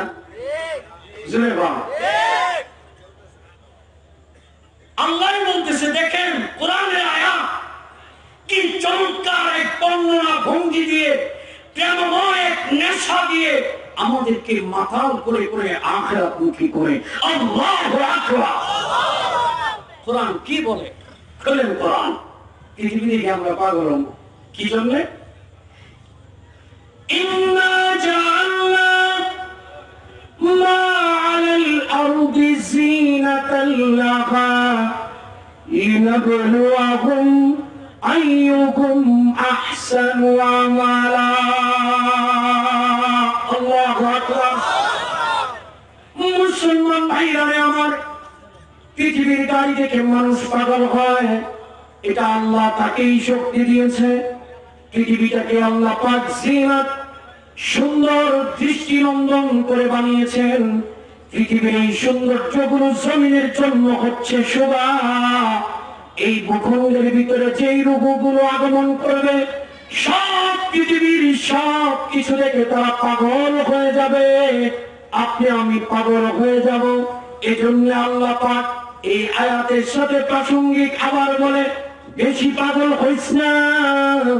আল্লাযী খালাকাল মাউত ওয়াল হায়াত লিয়াবলুয়াকুম আইয়ুকুম আহসানু আমালা। আমরা খাবার আয়োজন করছি, খাওয়াইতেছে, খাও করে বিষ আছে, রাগ উঠবো না? খাওয়াইতেছে কেন? আল্লাহ বলছে পৃথিবীর প্রাকৃতিক লীলাভূমি সৌন্দর্য তোমাদেরকে মুক্ত করবে যুবক। প্রত্যেকটা ব্যক্তি যাবে এই পৃথিবী ছাড়বো না। গাড়ি দেখে পাগল, নারী দেখে পাগল, টাকা দেখে পাগল, সব কিছুতে পাগল হবে। কিন্তু আল্লাহ বলতেছে পাগল হবি ঠিক, দেখিস মরণ কিন্তু আছে। আচ্ছা, আল্লাহ পাগল বানাইছে, আবার বলতেছে মরণ আছে। এগুলো কে লেগে করে আল্লাহ কোন দেখি? একটা রহস্য তো আছে, ঠিক না? কি জন্য করে আল্লাহ আমাদেরকে নিয়ে? এই যে আপনি যেরকম সিমটি দেন, কাপড় কুতো দেন, আপনার ভালো লাগে, ঠিক না? এটা আপনার ছেলে, নানান রঙে নানান ঢঙে, এটা আপনার ভালো লাগে। দেখেন আল্লাহ কয় মারবে তো মারবে, একবার মেরে ভয় তো তাহলে ভাই বাঁচতাম। কোরআন বলে মানুষের কোনো মৃত্যু নেই। আমরা যখন মারা যাই, যেটা মরে এটা বডি মরে যায়, বক্স মরে যায়, টাইস নষ্ট হয়ে যায়। লাশ উর্দু শব্দ কিছুই না, আরবি লাশ কিছুই না, মরে কেডা? আল্লাহকে তোর মরণ নাই, তোর এটা খেলুন। কি খেলা খেলে? আল্লাহ পাকের খেলা রূহের জগতে রাখছে, ফু দিছে, পেটে আনছে, জমিনে আনছে, চিৎকার দেওয়াইছে, বড় করাইছে, সুন্দর পৃথিবী সাজাইছে, পাগল বানাইছে। আল্লাহ বলে তোর বডি তোরই মারবো না। মানে কি? বডি মারবে, ডাইস শেষ করবে, কিন্তু জানে মারব না। আমরা চাই জানে মরতে, ঠিক না? কারণ জ্বালার জ্বালা এত জ্বালা। মানুষ গত কিছুদিন আগে একজনের জ্বালার শুনে কয় কি, এই সাংবাদিকরা এরা তো বড় চালাক মানুষ, খালি ইস্যু বাই করে। মহাখালী বাস স্ট্যান্ডে কয় এক ভদ্রলোকে কয়, ভাই ভাড়া যে বাড়ছে এটার একটা মতামত দেন, এতে কি আপনি সন্তুষ্ট? আচ্ছা হ্যাঁ বসি কয়, এই যে ভাড়া বাড়ছে এটাতে আর কি সন্তুষ্ট আর কি করবে একটা প্রশ্ন করলেন। তবে ভাড়া বাড়ছে এটা আমার দুঃখ নেই। দুঃখটা হইল যে আমরা যেহেতু মারবো, জবাই করবো, জবটা এত দেরি করে করে তাড়াতাড়ি করতে পারে না। এই জনগণের উপরে ভাড়া চাপায় দিব, এই 3টা দিন কে লেগে ধর্ম করতে এই জবটা করতে দেরি করলো, এই কষ্ট, ঠিক না? কথার কথা মানুষের একটা আক্ষেপ। দেখুন আল্লাহ রূহের জগতে রাখে, আবার পেটে পাঠায়, আবার জমিনে পাঠায়, আবার আমাদের একটু ফল হয়, আমাদের একটু ভালো লাগে। এরপরে আল্লাহ কয় তোর বডি যখন ফাল বেশি দিবি, বডিটারে শেষ করে দিন। বডি নাই, চাইলেও থাকতে পারে না, তখন জায়গা রুহু কয় কি যে কয় এখন রুহুটারে নিয়ে রাখবে আলমে বরজখে। কোথায় জোরে বলেন, কথা হারাই ফেলছেন, কোথায় রাখবে? আলমে বরজখে।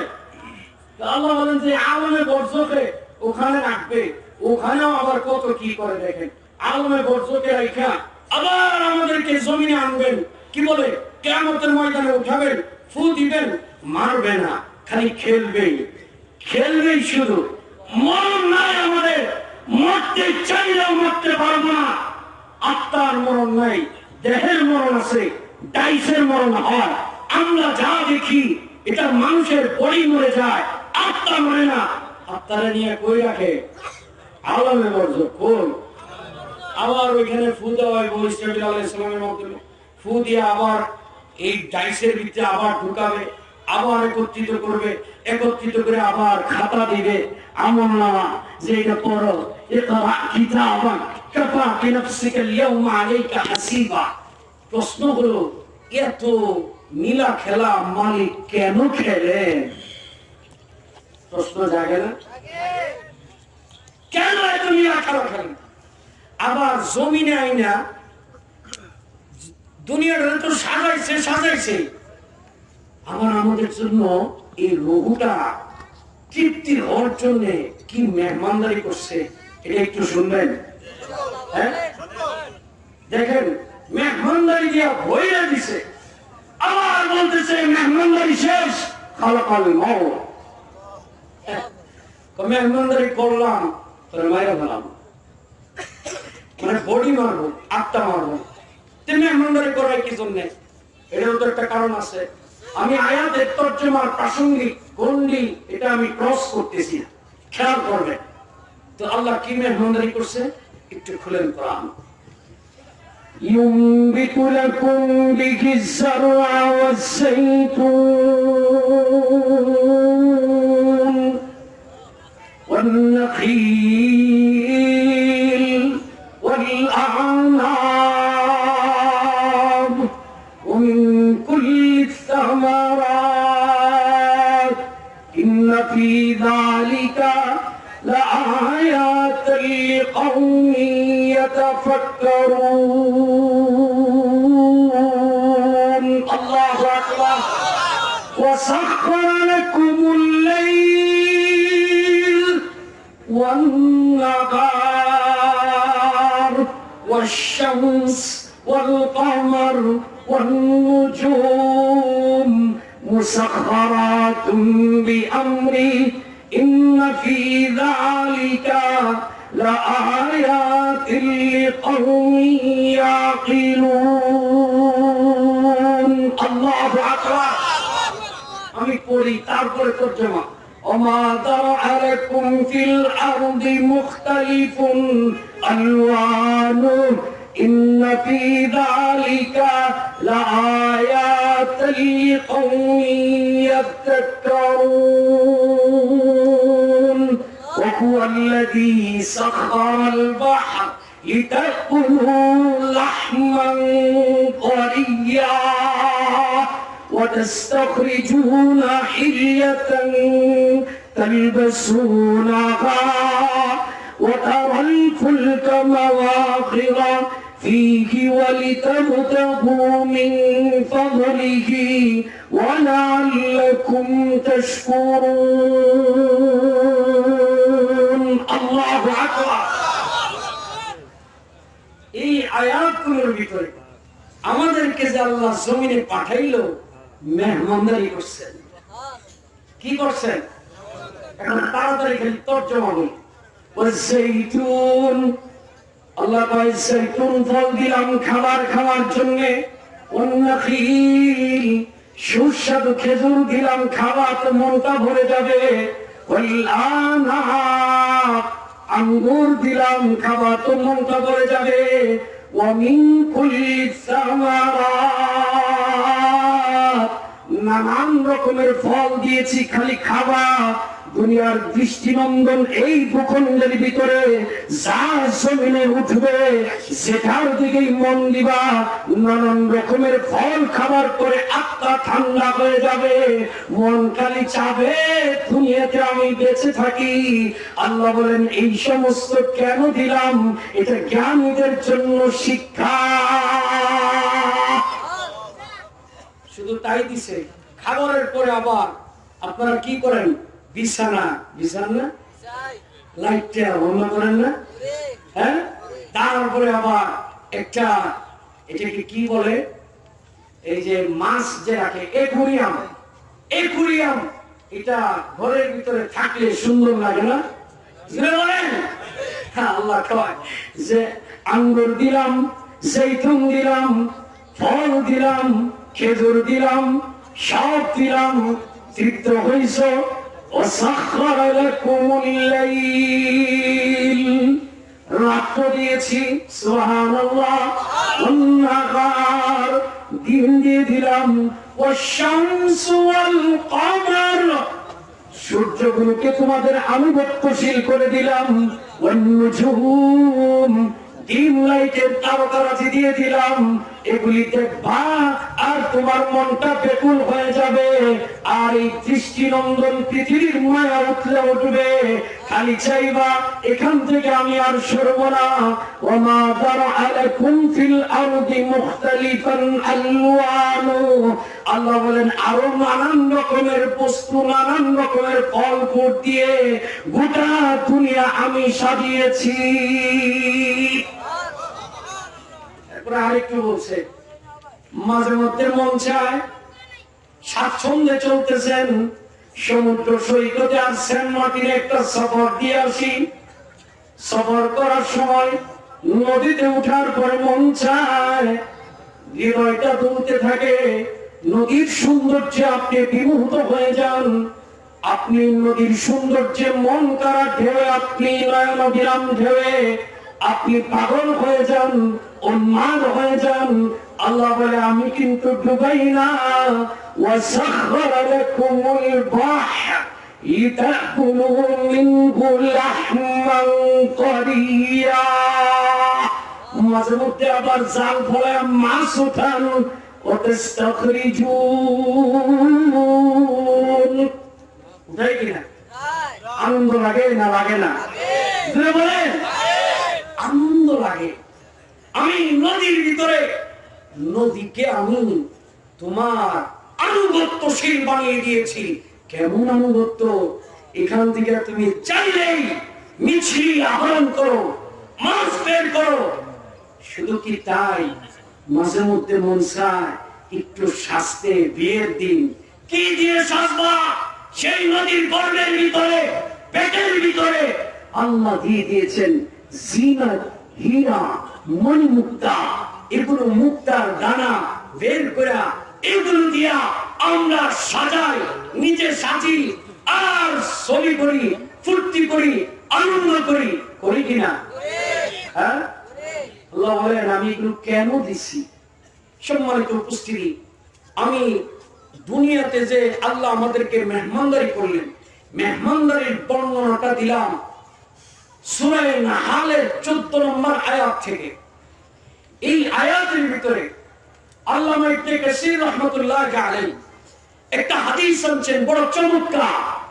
ওলামাদের জন্য বলছি এবং সব শ্রেণীর জ্ঞানীদের জন্য বলছি, আর দেশপ্রেমিক সব শ্রেণীর জনতাকে বলছি, হাদিসটা বড়ই আশ্চর্যকর, বড়ই বাস্তব ভিত্তিক একটা হাদিস।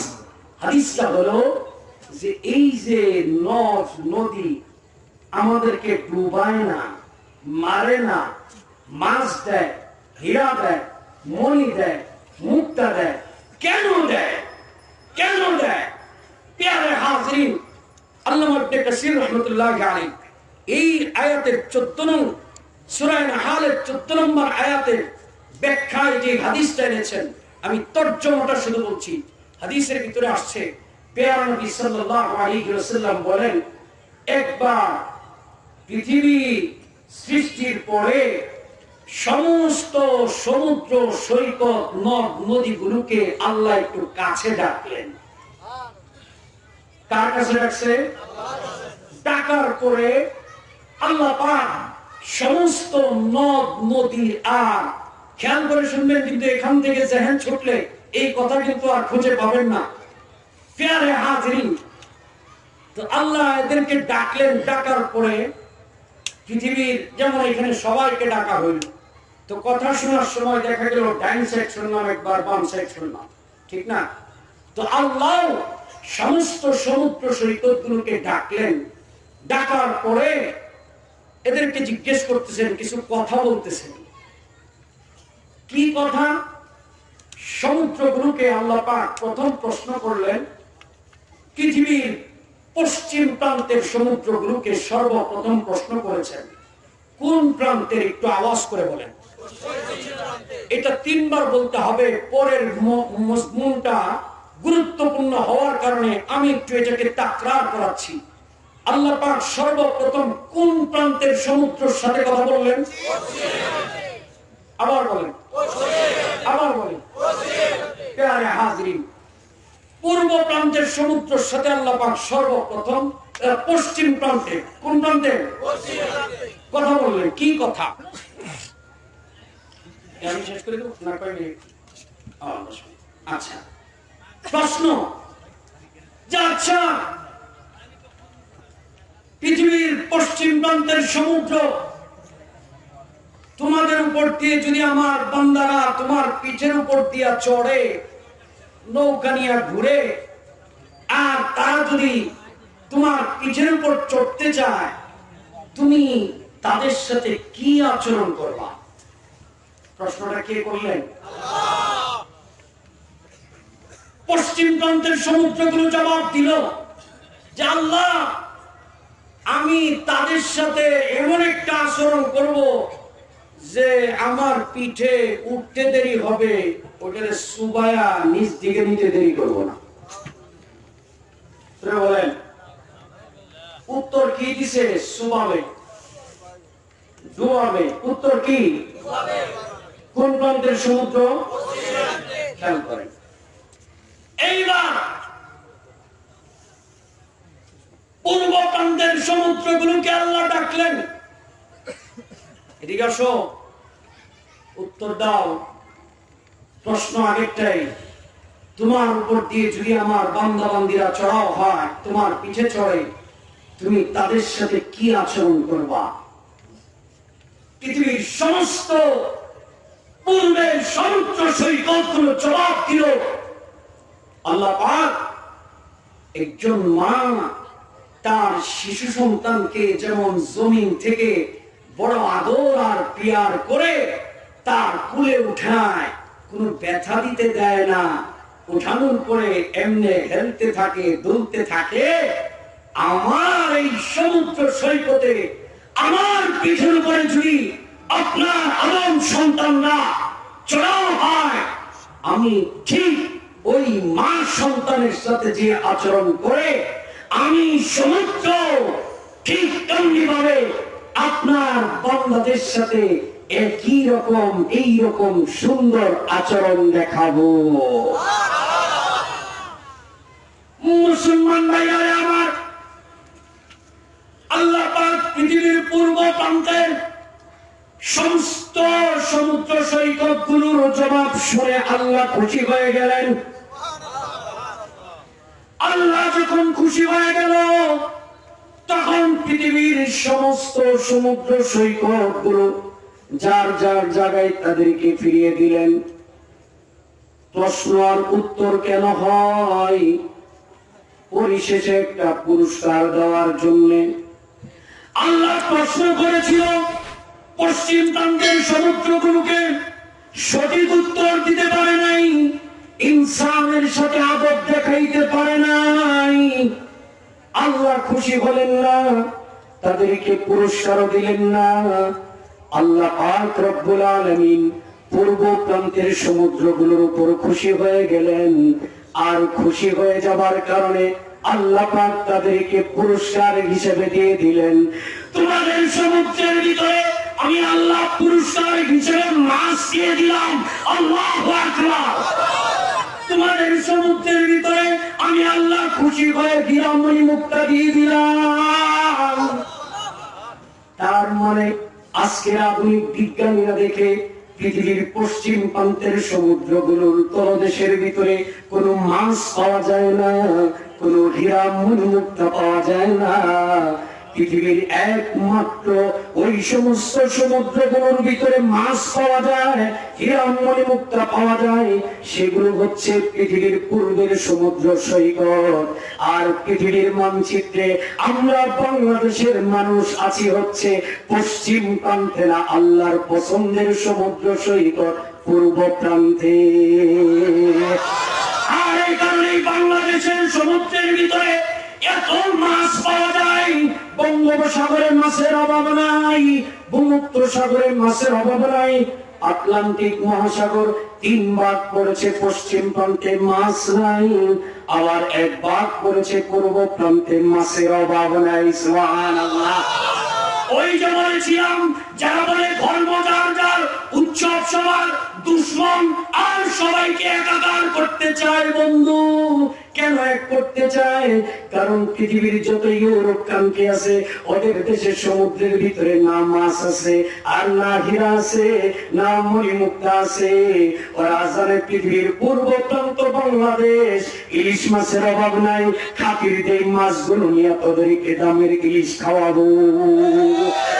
এই জন্য বাংলাদেশকে একাকার করতে চায়। মাছ নিয়ে যাবে, হীরা নিয়ে যাবে, মণিমুক্তা নিয়ে যাবে। আল্লাহ বলে সাবধান, পূর্ব প্রান্তের সমুদ্র সৈকত যারা পেয়েছো, শুকরিয়া আদায় করো, নিজের দেশের খনিজ সম্পদকে হেফাজত করতে থাকো। দুশ্মন আর বন্ধু দুইটাকে এক করবা না। পৃথিবীর ইউরোপ কান্ট্রির সমুদ্রগুলোর ভিতরে এইগুলো পাওয়া যায় না। যত রকমের হীরা মণিমুক্তা জওহর সব দিয়েছে আল্লাহ পূর্ব প্রান্তে। বাংলাদেশের সেন্ট মার্টিন তো সকলেই ছিলেন। ওই সেন্ট মার্টিনের ভিতরে গত কিছুদিন আগে পত্রিকায় আসছে 21 প্রজাতির মাছ পাওয়া যায়। খুলনার ভিতরে একটা দ্বীপ আছে বঙ্গবন্ধুর নামে, বঙ্গবন্ধু দ্বীপ। খুলনার মানুষ এখানে থাকলে জানবেন এমন কিছু প্রজাতির মাছ পাওয়া যায়, যেই মাছগুলো গবেষণা চালাইলে আল্লাহর এই জমিনে পৃথিবীর অন্য কোনো ভূখণ্ডে পাওয়া যায় না। মুসলমান বন্ধুরা আমার, আল্লাহ পাক তোমাকে দিয়েছে মাছ নামক নিয়ামত, আল্লাহ তোমাকে দিয়েছে হীরা মণি মুক্তা, এইগুলো দিয়ে তুমি কি করবা? মিন ফাদলিহি ওয়া লাআল্লাকুম তাশকুরুন। আল্লাহর উপর কৃতজ্ঞশীল হবেন, শুকরগুজার বান্দা হবেন। আর আল্লাহ রাব্বুল আলামিন বলে যারা শুকরগুজার হবে, আমার দেওয়া মেহমানদারি গ্রহণ করে, মা ইয়াফআলুল্লাহ বিআযাবিকুম ইন শাকারতুম ওয়া আমানতুম। শুকরগুজার বান্দা যারা হবে ওদেরকে আমি দুনিয়াতেও আযাব দেব না, কবরেও আযাব দেব না, আখিরাতেও আযাব দেব না। এইবার চলে যাই বন্ধু, আল্লাহ দৃষ্টিনন্দন পৃথিবীকে সাজিয়ে কেন এটা পাঠাইলেন? এইবার আল্লাহ রহস্য উদ্ঘাটন করলেন। আল্লাহ বলেন মাছ দিলাম, সমুদ্র দিলাম, পূর্ব প্রান্তে মুসলিমগুলোকে এক করে দিলাম, হিরাম মণি মুক্তা দিয়ে সমৃদ্ধ করে দিলাম। কেন? আবার দুনিয়াকে সাজাইলাম কেন? আইয়ুকুম আহসানু আমালা। শুধুমাত্র আল্লাহকে দেখাইবা এই পৃথিবীতে কর্মে কে শ্রেষ্ঠ। আল্লাহ কি দেখাইবেন? জোরে বলেন, কর্মে কে শ্রেষ্ঠ। প্যারে হাজরিন, আমি যেই জায়গায় টাচ করতে চাই, যেই জায়গায় আঘাত করতে চাই তেলাওয়াত আয়াতের মাধ্যমে, সেই জায়গাটা হলো এই দৃষ্টিনন্দন পৃথিবীর মায়া। তোমাকে বলতে হবে ক্ষণিকের এই সময়, অল্প স্বল্প এই হায়াত, তোমার মরণ কিন্তু আল্লাহ জন্মের আগেই সৃষ্টি করেছেন। হে পৃথিবীবাসী, যা দিয়েছি মেহমানদারি গ্রহণ করো, আর একটা শিক্ষা নাও, ওয়ারিদওয়ানুম মিনাল্লাহি আকবার, আল্লাহ পাকের সন্তুষ্টি অর্জন করো। ওয়া ইন্না লাজাইলুনা মা আলাইহা সাঈদান জুরজা। বেলা শেষে, দিন শেষে এই জমিন আল্লাহ রাখবেন না, দিন শেষে আল্লাহ সব উদ্ভিদ শূন্যে পরিণত করবেন। তাহলে আসলাম কেন, বুক করলাম কেন? আল্লাহ বলেন আসছে এই জন্য, খেলতেছি আমি কেন? একটা খেলা খেলে আরামে বর্ষর ওই যে রূপু দিলেন, রূপ জগৎ থেকে মায়ের পেট, পেট থেকে জমিন, জমিন থেকে আইনা খাবার দিলেন, নদীতে ঘুরাইলেন, হীরা দিলেন, মণিমুক্তা দিলেন, সব দিয়া আল্লাহ বলেন ধ্বংস ধ্বংস। পান নাকি আমল? আমল রেডি, আমল ঠিক আছে, কর্ম ভালো, খেললাম এই জন্যে। দিন শেষে আমি এই পাগলামির খেলা খেলে তোমাকে জান্নাতের মালিক বানাবো, জান্নাতের মালিক বানাবো। আল্লাহু আকবার। জান্নাতের মালিক কারা কারা হইতেছে না? আল্লাহ তুমি তোমার বান্দা-বান্দীদেরকে জান্নাতের মালিক বানায় দাও। সকলে বলেন আমিন। একটা আমল দিয়ে যেতে চাই আপনাদেরকে, মিনতির সাথে বলছি, বিনয়ের সাথে বলছি, করজোর আবদার করে বলছি, মানসিক প্রশান্তির জন্য, দুনিয়ার সৌন্দর্য, আখিরাতের সৌন্দর্যের একটা ঈমান বৃদ্ধির জন্য একটা আমল শুনবেন না? বড় জবরদস্ত আমল। এই আমলটা করলে ঈমান বালেগ হবে। বালেগ ঈমান কি হবে? জোরে বলেন। বালেগ কি জন্য বললাম? বলবেন যে এই শব্দ কেন? বালেগ এই জন্য বললাম, প্যারে হাজিরিন, একটা ছোট বাচ্চাকে যদি একটা মেয়ে অফার করে, বালেগা মেয়ে যে রাত 12টা-1টার দিকে আমার সাথে দেখা করো, আমি তোমার অপেক্ষায় থাকবো, এই ছোট বাচ্চা ওর ভিতরে কোন ফিলিংস আসবে? জোরে বল। কারণ ও বালেগের সম্মোহনী শক্তি, এই উন্মাদনা ও এখনো বুঝে নাই। এই জন্য রাতের আধারে শেষ রাতের মজা, মেয়ের সাথে মজা, এটাও বুঝে না। কিন্তু যদি একটা বালেগ যুবককে বলা হয় রাতের শেষ প্রহরে আমি তোমার অপেক্ষায় থাকবো, এই যুবকের প্রত্যেকটা মুহূর্ত কতটা ফিলিংস, কতটা আনন্দ, আর কতটা চিত্তাকর্ষ এক ফিলিংস দিয়ে সে রাত কাটাবে বন্ধু। প্রত্যেকটা যুবক সাক্ষী। এই কথাই বলতে চাই, পরিশেষে আপনাদেরকে হাতে ধরে পায়ে ধরে আমি গোলামের পক্ষ থেকে, মুরব্বীদের পক্ষ থেকে একটা বার্তা, একটা উপদেশ আপনাদের মাথার উপর রাখতে চাই। সেই বার্তাটা হলো ঈমানকে বালেগ বানান, ঈমানকে বালেগ বানান। শিশু বাচ্চা যেমন রাতের প্রেমিকার মত বুঝে না, বালেগ বুঝে।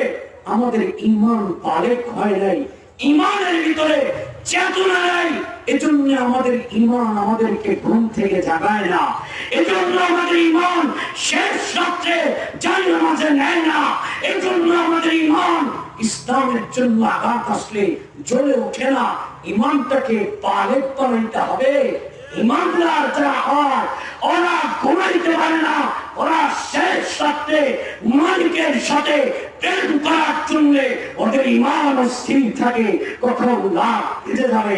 আর সেজদায় লুটিয়ে পড়ে আরশের মালিক আল্লাহর সাথে একটু প্রেম খেলা খেলবো, আল্লাহর সাথে একটু ভালোবাসা আদান প্রদান বিনিময় করবো, ওদের ঈমান বাড়ে। যুবক, শিক্ষিত অশিক্ষিত, মা বোন, ওলামা, সব শ্রেণীর জনতাকে বলি, রাত হলে পরে তোমার তাহাজ্জুদের জায়নামাজে দিল ছুটে যায়, তাহলে ঈমান বাড়ে। দিল যদি না ছুটে ঈমান কামেল না, বালেগ না। মুরব্বীরা তো আল্লাহওয়ালা তো বিরানির মেহনত তো এই জন্য করে ঈমানটাকে বালেগ বানাইতে, যেন ঈমান তোমাকে রাতে ঘুমাইতে না দেয়। সেজদায় গিয়া তুমি যেন তোমার মালিককে বলতে পারো, ইলাহি তেরে চৌখট পর ভিখারি बनके आया हो, दिले मुस्तरीब का ये पैगाम है, तेरे बिन सुकून है ला आराम है। শেষ রাত্রে উঠে উঠে দিনের যে কোনো একটা বেলা যাদের ঈমান শক্তিশালী, রাতে উঠবেন, একটু বন্দেগী করবেন, জিকির করবেন। কি আমলটা কি বলেন? জিকির। আরেকটা আমল, দিনের যে কোনো একটা সময় পাক পবিত্র হয়ে ওযু করে, মিসওয়াক করে, নোংরা কাপড় না, পরিচ্ছন্ন পরিষ্কার কাপড়, জর্দাযুক্ত মুখ না, সিগারেট যুক্ত মুখ না, পান যুক্ত না, সব পরিহার করে পরিচ্ছন্ন হয়ে নিট এন্ড ক্লিন একটা জামা পরে আপনি একটু বসে যাবেন, নতুন তাজা ওযু করে বসে 5 মিনিট একটু ধ্যান করবেন। পৃথিবীর সব কিছু ভুলে যাবেন, যেটাকে বলা হয় মুরাকাবা। এই ধ্যানটা যদি করেন, আজকের আধুনিক একজন হার্ট বিশেষজ্ঞ ডাক্তার লন্ডনে, উনি এটা গবেষণা করেছেন মুরাকাবার কি লাভ। আমার এখন সময় নেই, এই জন্য আমি এই গবেষণাটা বললাম না, তবে শুনতে চাইলে আপনারা শুনে নিন এক সময়। তবে যেই কথা বলছি, এই মুরাকাবাটা করবেন, খেয়াল করবেন, পৃথিবীর কেউ আপন না, সব চলে গেছে, কিছুই নাই। কবরের দিকে যাচ্ছি, লাশ হচ্ছি, আপনজন মাটিতে নিচ্ছে, গোরস্থানে নিয়ে যাচ্ছে, আমার জানাজা হচ্ছে, আমি না শেষ হয়ে গেলাম। এটাই না আমার জিন্দগির শেষ রাত্র, এটাই না আমার জীবনের শেষ বেলা, এটাই না আমার জীবনের শেষ সময়, আমার সেকেন্ড আর বাকি নেই। সব কিছু ভেবে আপনি যখন মাথাটাকে খালি করে ফেলবেন, আল্লাহর কসম আমি যুক্তি দিয়ে বুঝাইতে পারবো না, তোমরাও আমি যদি যুক্তি চাই বুঝাইতে পারবেন না। আমি যদি বলি যে গাছের ফল ধরে, একটু দেখায় দেন তো গাছের ফল যে ধরে রস কোন দিক দিয়ে যায়। চাষী নজরুল সাহেবকে যদি বলা হয় যে গাছের ভিতরে, আপনি কি দেখাইতে পারবেন রস? বলেন পারবেন? পারবেন না। কিন্তু মানতে হয় যে গাছের রস থাকলে রস দেখা যায় না, কিন্তু ফল ঠিকই দেয়। বন্ধু, তোমাকে বুঝাইতে পারবো না জিকিরের কি মজা, তোমাকে বুঝাইতে পারবো না ধ্যানের কি মজা। তুমি উঠতে চাও, আত্মাটিক হতে চাও, জমিনের কিছু দেখতে চাও, আরশের কিছু দেখতে চাও, চক্ষু দুইটা বন্ধ করে দাও, ইমামকে বালেক বানাও আর ধ্যানে বসে যাও।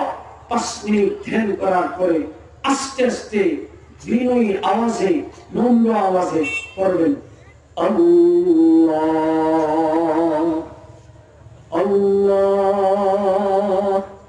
আল্লাহ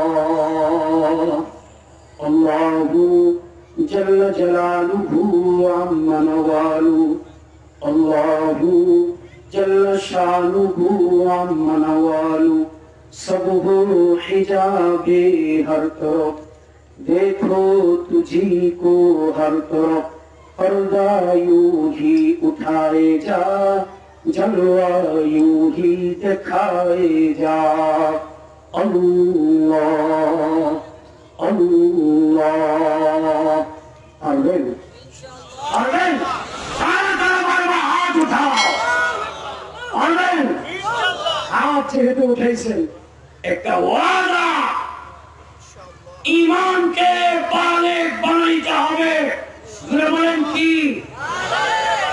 বালেগ হওয়ার পরে বালেগ ঈমানদারের সামনে বাংলাদেশের পাগল যারা আবল তাবল বলতেছে ইসলামের উপরে হস্তক্ষেপ করতেছে এই হস্তক্ষেপ চুরি জনসম্মুখে রূপান্তরিত হয় রাজপথে জীবন দিয়ে আল্লাহর ধর্ম ইসলামে শ্রেষ্ঠত্ব রক্ষার জন্য ময়দানে নামার জন্য কারা কারা তৈয়ার আছো কারা কারা তৈয়ার আছো আল্লাহ সবাইকে কবুল করুন।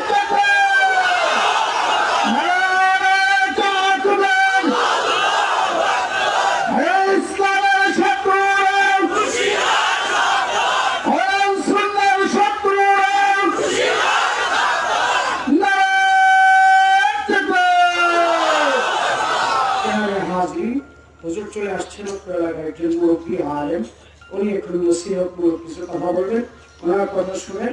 তারপরে আখিরি আরেকজন আলোচক আছেন আল্লাহ পাকের কুদরত, ওনার আলোচনা শুনে তারপর মাদ্রাসাকে ভালোবেসে দোয়া করে আপনারা যাবেন। আমিন ওয়া আখিরু দাওয়ানা আলহামদুলিল্লাহি রাব্বিল আলামিন। আসসালামু আলাইকুম ওয়া রাহমাতুল্লাহ। ধন্যবাদ যারা ভিডিও করেছেন মুফতি জুনায়েদুল্লাহ জুনায়েদ আল হাবিব সাহেবকে। উনি অত্যন্ত সুন্দর আলোচনা এতক্ষণ শোনাচ্ছিলেন। সম্মানিত উপস্থিতি।